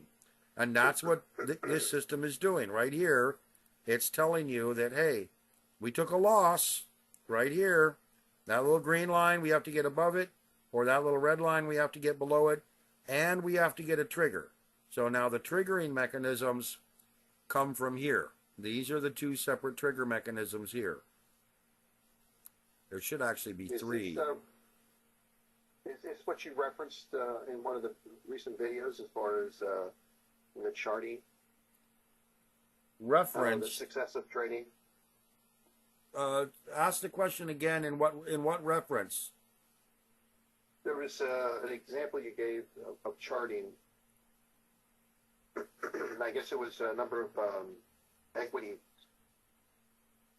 that you showed over a period of time, the success of your trade, I guess your tools, not tools, but your programs. It may have been the rotational modeling system. So it may have been this. The rotational modeling system is the longer term system for investors. So really, I try to teach people how to trade. And I teach that my theory is if you had $100,000, you would put $80,000 into this modeling system. The historical results of the rotational modeling system outperform the S&P by about 200% long term. Now, some years it's dead on accurate, but it produces very solid results overall. You can see, and this is an aggressive management style, but it's very long term with regards to an investor. It only really takes maybe 2 to 10 trades a year. Most commonly 2, 3, or 4 trades a year. And you can see the difference. S&P has an average annual volatility of 17.67%, where this is total max, this is average 13.69, whereas the MENT rotational modeling system has 11% max volatility and an 8.64 average. That's basically a 40% drawdown reduction with a 250% increase in profits. So S&P ROI is 638 as of this date, whereas MENT rotational modeling system, starting with the same money, just managing it differently, is 1922%. Huge difference in performance just being able to actively manage your capital. Now, the trading systems that I teach, so if you had $100,000, I would advise you to put 80 grand into this and take 20 grand and apply it to trading. That means that you would then come back to the modeling systems here, which are, and I'm sure many of you haven't even played with these yet, but in fact, I got to make sure they're still running. I haven't looked at my server in 2 hours. I'll show you my server here. These are the trading signals I talk about every week from my algos. And these come from a product called eSignal running on my server. My server is, do I have it running? No, I don't have it running. Right here. So I have multiple servers that I connect to. I'm connected to about 4 or 5 systems every day. That's why sometimes I disappear. I have lots of different things to attend to. But here is my server running, and here are the algos running right here. You see all of this data that's super, super tiny? All of this data is running daily algorithms telling us what to buy and sell. And you can actually see over here, this says short bearish, this says long bullish, kind of hard to see, but these are available to you over here. Oops, wrong one. They are available over here. Where am I? Here we go. In the live trades. So when you come over here to MENT live trades, under member resources, under expert growth, it's listed here as well. MENT live trades is a whole other source of algos that are running and waiting for you. I got to modify this. I'll fix that. But give you an example. Here's your ETFs. These are daily swing trades. We'll come in and look at the bullish ETFs, and then we'll look at the pure alpha triggers, which are what I call the best setups. We shouldn't have too many right now because we've had the rotation. So you have Pure got into a flat trade. As you can see that so far it's made 20% with this algo this year. Right, so DPST. this help. Just let me ask you a question.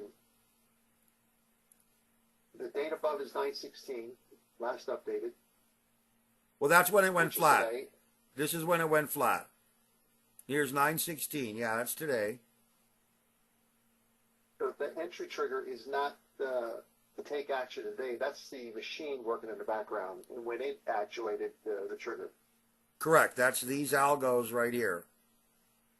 These algos get consolidated into.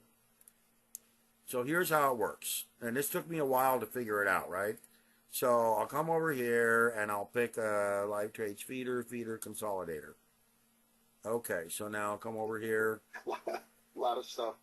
I write code. That's all I do. So here's the consolidator.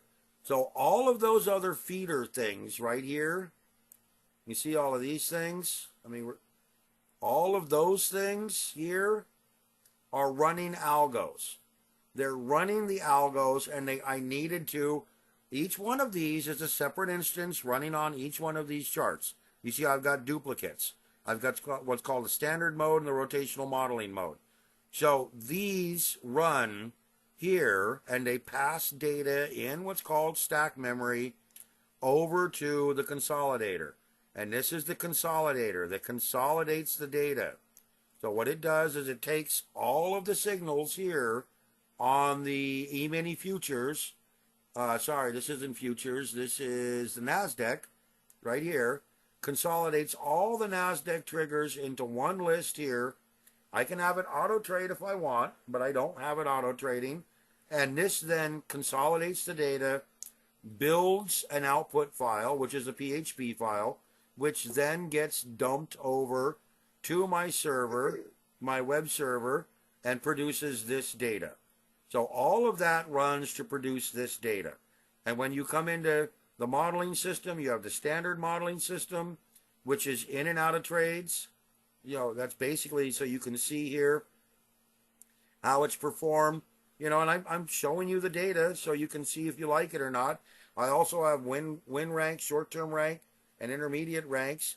Wins 2 of the last 6. That's why I built the what I call the Pure Alpha. Pure Alpha is basically, you know, a 50 to 60 or 70% winner.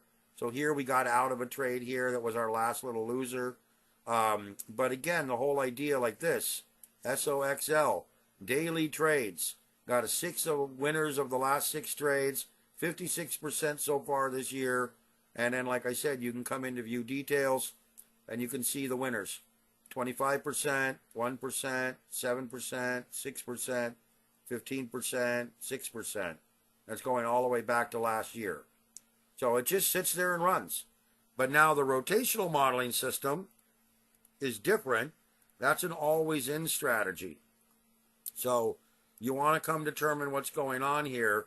The rotational strategy with Cure or Defend, you can come in and take a look at the results. Now remember, it's not perfect. It doesn't do great every year. But on some symbols, it'll do very, very well. And what I'm trying to do is teach you that you can come in here and you look at the win rates. This is, again, why you want to look at statistical win rates. So when you come in and you look, you know, ERX, yeah, it hasn't performed real well. 2023 was rough. This one, FAS, hadn't performed very well at all. But look here, FNGU. All right, well, this one has some potential. And again, that's why you're doing this. You're looking to find the triggers here. And like I said, here's, you know, LABU. Yeah, it had a shitty year back here, pardon my language.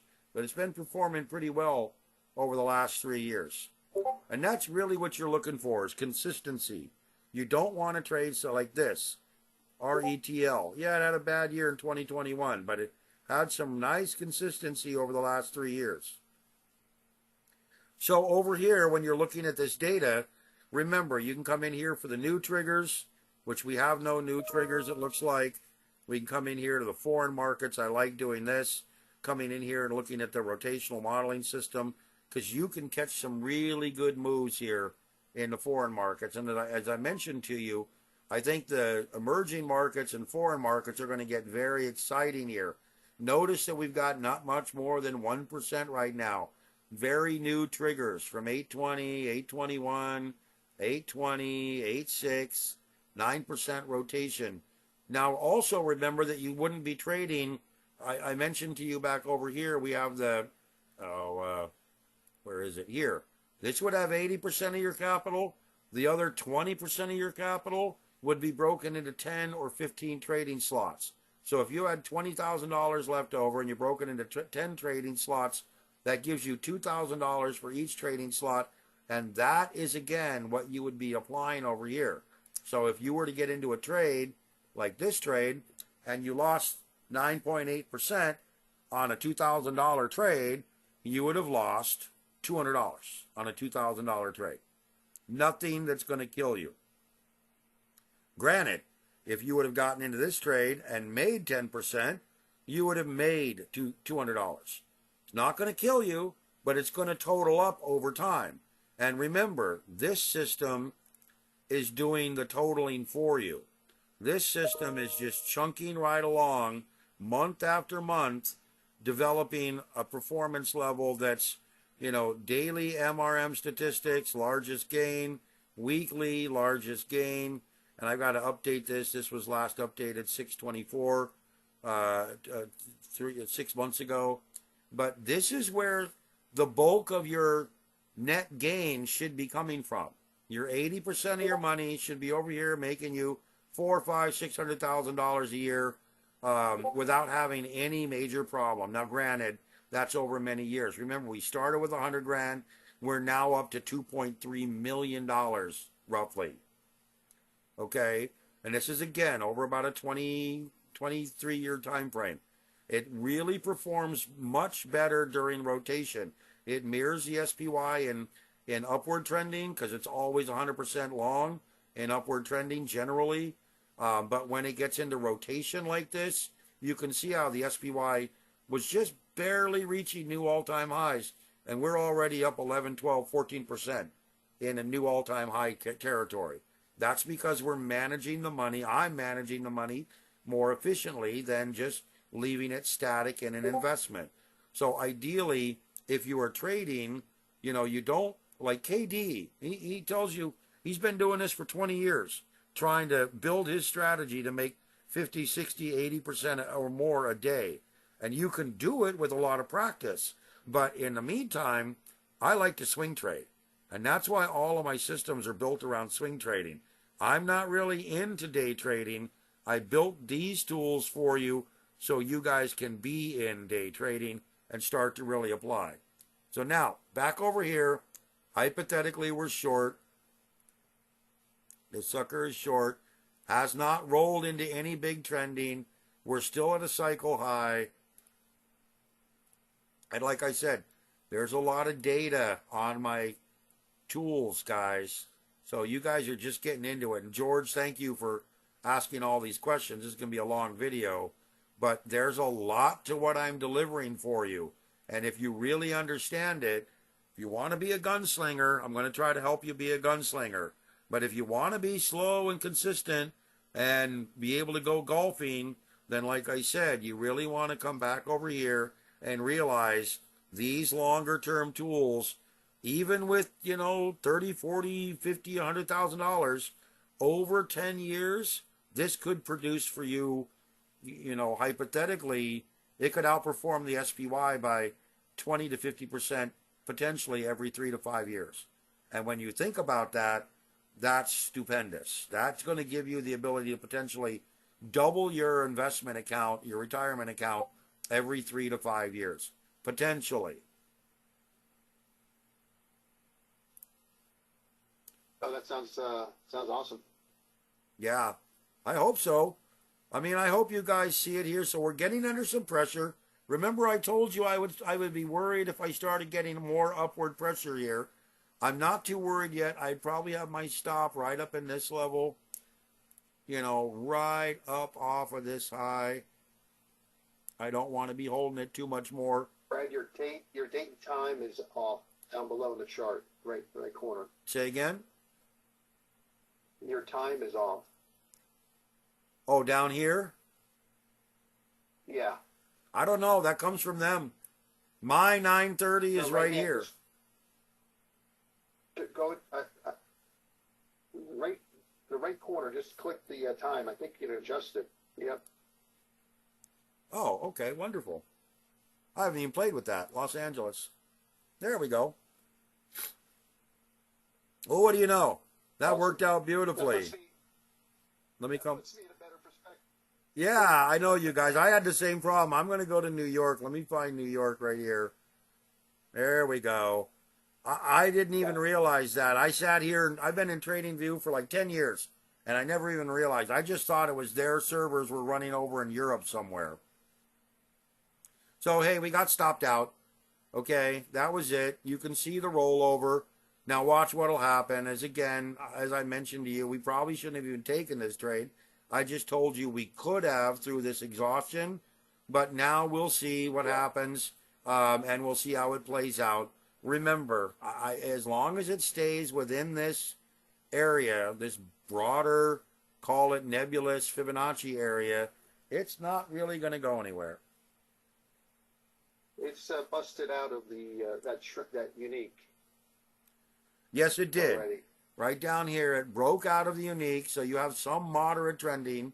But remember, that area, the way I look at it, and again, you guys can develop your own technique, but again, it's still in this area that I call a nebulous, and until we get out of that area, I don't see any big opportunity to try to take a trade. Now, I would still be fairly cautious here of this peaking cycle pattern. Remember, cycles, if you understand cycles, you can get into big solid trending here and go kind of into what's called a flutter mode like this. But cycles typically are, they're kind of like you're going up, you're going down, you're going up, you're going down, you're going up, you're going down, you're going up, you're going down. They rotate through these cycle high and lows repetitively, okay? And generally, you can find some sort of a cycle pattern. A lot of times you can use this here. Nope. There it is, time cycles. I did this earlier in other charts, but you pick the lows. You come in here, you kind of look like here's a fairly even cycle. So what I'm going to do is I'm going to pick this, come into this area, try to get them to line up. And what I'm doing when I line this up, guys, is I'm trying to look out here into the future to see how things line up. And I don't like that. I don't like that. That's better. And let me show you why. So, cycle here, cycle slightly off here, cycle almost perfect here. Oops, nope. Cycle almost perfect and early here off of this low. Cycle dang close here. Cycle almost perfect here. We get almost no cycle rotation here, but very early in the price trending. Cycle low here. No real cycle definition here. Cycle low here. And then again, no real cycle definition here. So ideally, we would be looking for some sort of a cycle low right out here. That's going to put us at, come back over here. That's going to put us at 15:15 New York time, 3:15 if I'm doing my math right, in the afternoon, right before the market closes. We should get some sort of a cycle low, and that is off of these cycle patterns, indicating that we could move into this waffle mode up until this area and come back out. So can you see how I did that? Yes. So I can't remember, not Ellers. Larry Ellers was the one guy, but Stan Ehrlich, my buddy Stan Ehrlich with the Cycle Finder. Years ago, Stan Ehrlich created this little accordion-like cycle finder for printed paper charts. Because remember, years ago, you couldn't do this on a computer this easily. You had to actually buy printed charts, which they used to come to you weekly, these big newspaper-sized formats for stocks or commodities, whatever you wanted to. And you had to identify a lot of this stuff by drawing with pencil on the charts. And he created this thing called the Stan Ehrlich Cycle Finder, which is essentially what I just did here. You would look for the most dominant cycle formations, and then you would go ahead and try to align it with price changes, which is, again, cycles don't always prompt a big price change like we had here or like we have here. But this gives you an idea of where in the future, timing-wise, you have these cycle events coming, and they will apply, again, to any time frame. I can come down here to 2 minutes, and I can do the same thing. Now, my longer-term cycles are there, but I can come right down here. I can take a look. Now, what I'm looking for is commonality. I want commonality between the cycles. So I'm looking to see where these lows or highs come in. I always go off of lows the way I was taught. So I'm looking for commonality, and I don't really see much. Okay, I really don't see much. We have this low here. We have a low here. We have a low here. We get this intermediate low, intermediate low. So I would probably come in and try this.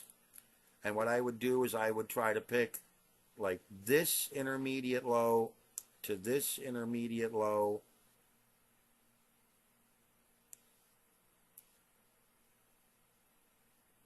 Probably about like that. Maybe move this one to the right or left.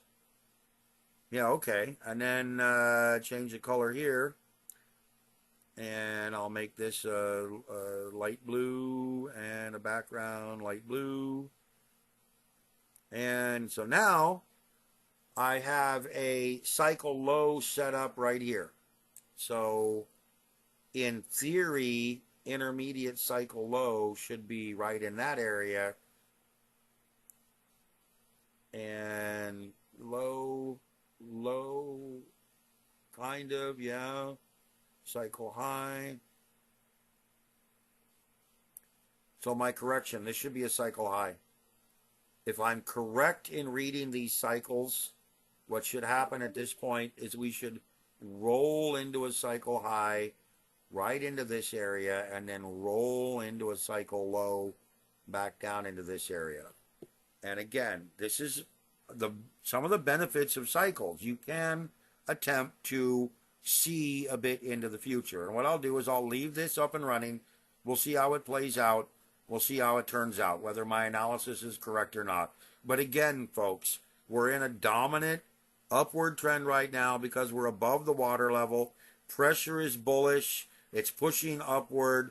We are staying up near these cycle highs. We have the Donchian pressure system still in bullish trending, bullish trending, bullish trending. And we'll come in and check the Bollinger Band, which is bullish trending. So we want to be on the long side of this market. You don't want to be shorting this market right now because we got all this bullish trending. In theory, right back over here, if we get into a peaking level and we roll into some sort of a downward cycle, this is the area right here about 2 o'clock Eastern time, between 2 and 2:18 Eastern time. You want to look for a top, and we're probably going to start rolling downward. And that way, you know that you can just sit back and wait and watch, see what happens. And based on all this information and all the cycles, if this analysis is correct, we're going to be looking for a peaking pattern right over in here and a bottoming pattern right over in here. Well, I can tell you're right on the direction, because your information is delayed right now. It's up to 56.94. Okay, well, good. Yeah, I know mine's delayed. Like I said, I've got real-time data on 3 other servers, so I'm paying the exchanges a ton of data for data. But let's see what happens. I bet. Yeah, no, you're on spot. I can't wait to see that come through. I bet you it'll look at the, let's see, is that the ultimate? Ultimate's around 5,700 flat. Yeah, well, it's going to I move don't know. up. I think you're down here because I'm delayed. So this is 2 minute. Let me get rid of this. Oops. And do this. So remember, the ultimate and unique over here are setting up. And again, as we get rotation, this is going to become, it is now the new unique ultimate right here. So what's going to happen more than likely is we are going to roll. Now remember, these previous levels, pay attention, guys, because these levels are very important. These levels here, any one of these previous levels, here we're already above this level. They all act as potential support and resistance channels. That's one of the things that Fibonacci teaches us, is that every single one of these is a potential level that price can stick to or anchor to as we're moving forward. And I'm just drawing them. I'll stick with this one down here. So if we try to get up above this level, the next anchor point we're going to get to is right up in this level. Does you understand why? Is it becomes a 382 level of previous massive range or Fibonacci range. So this level is a kind of a sticky resistance area. This level is kind of a sticky resistance area. This level as well, kind of a sticky resistance area. And depending on how much time it spends there, it has more validity. If it spends a lot of time in this area, it has more validity, like we have in between this range right here. Spent a ton of time in between this range.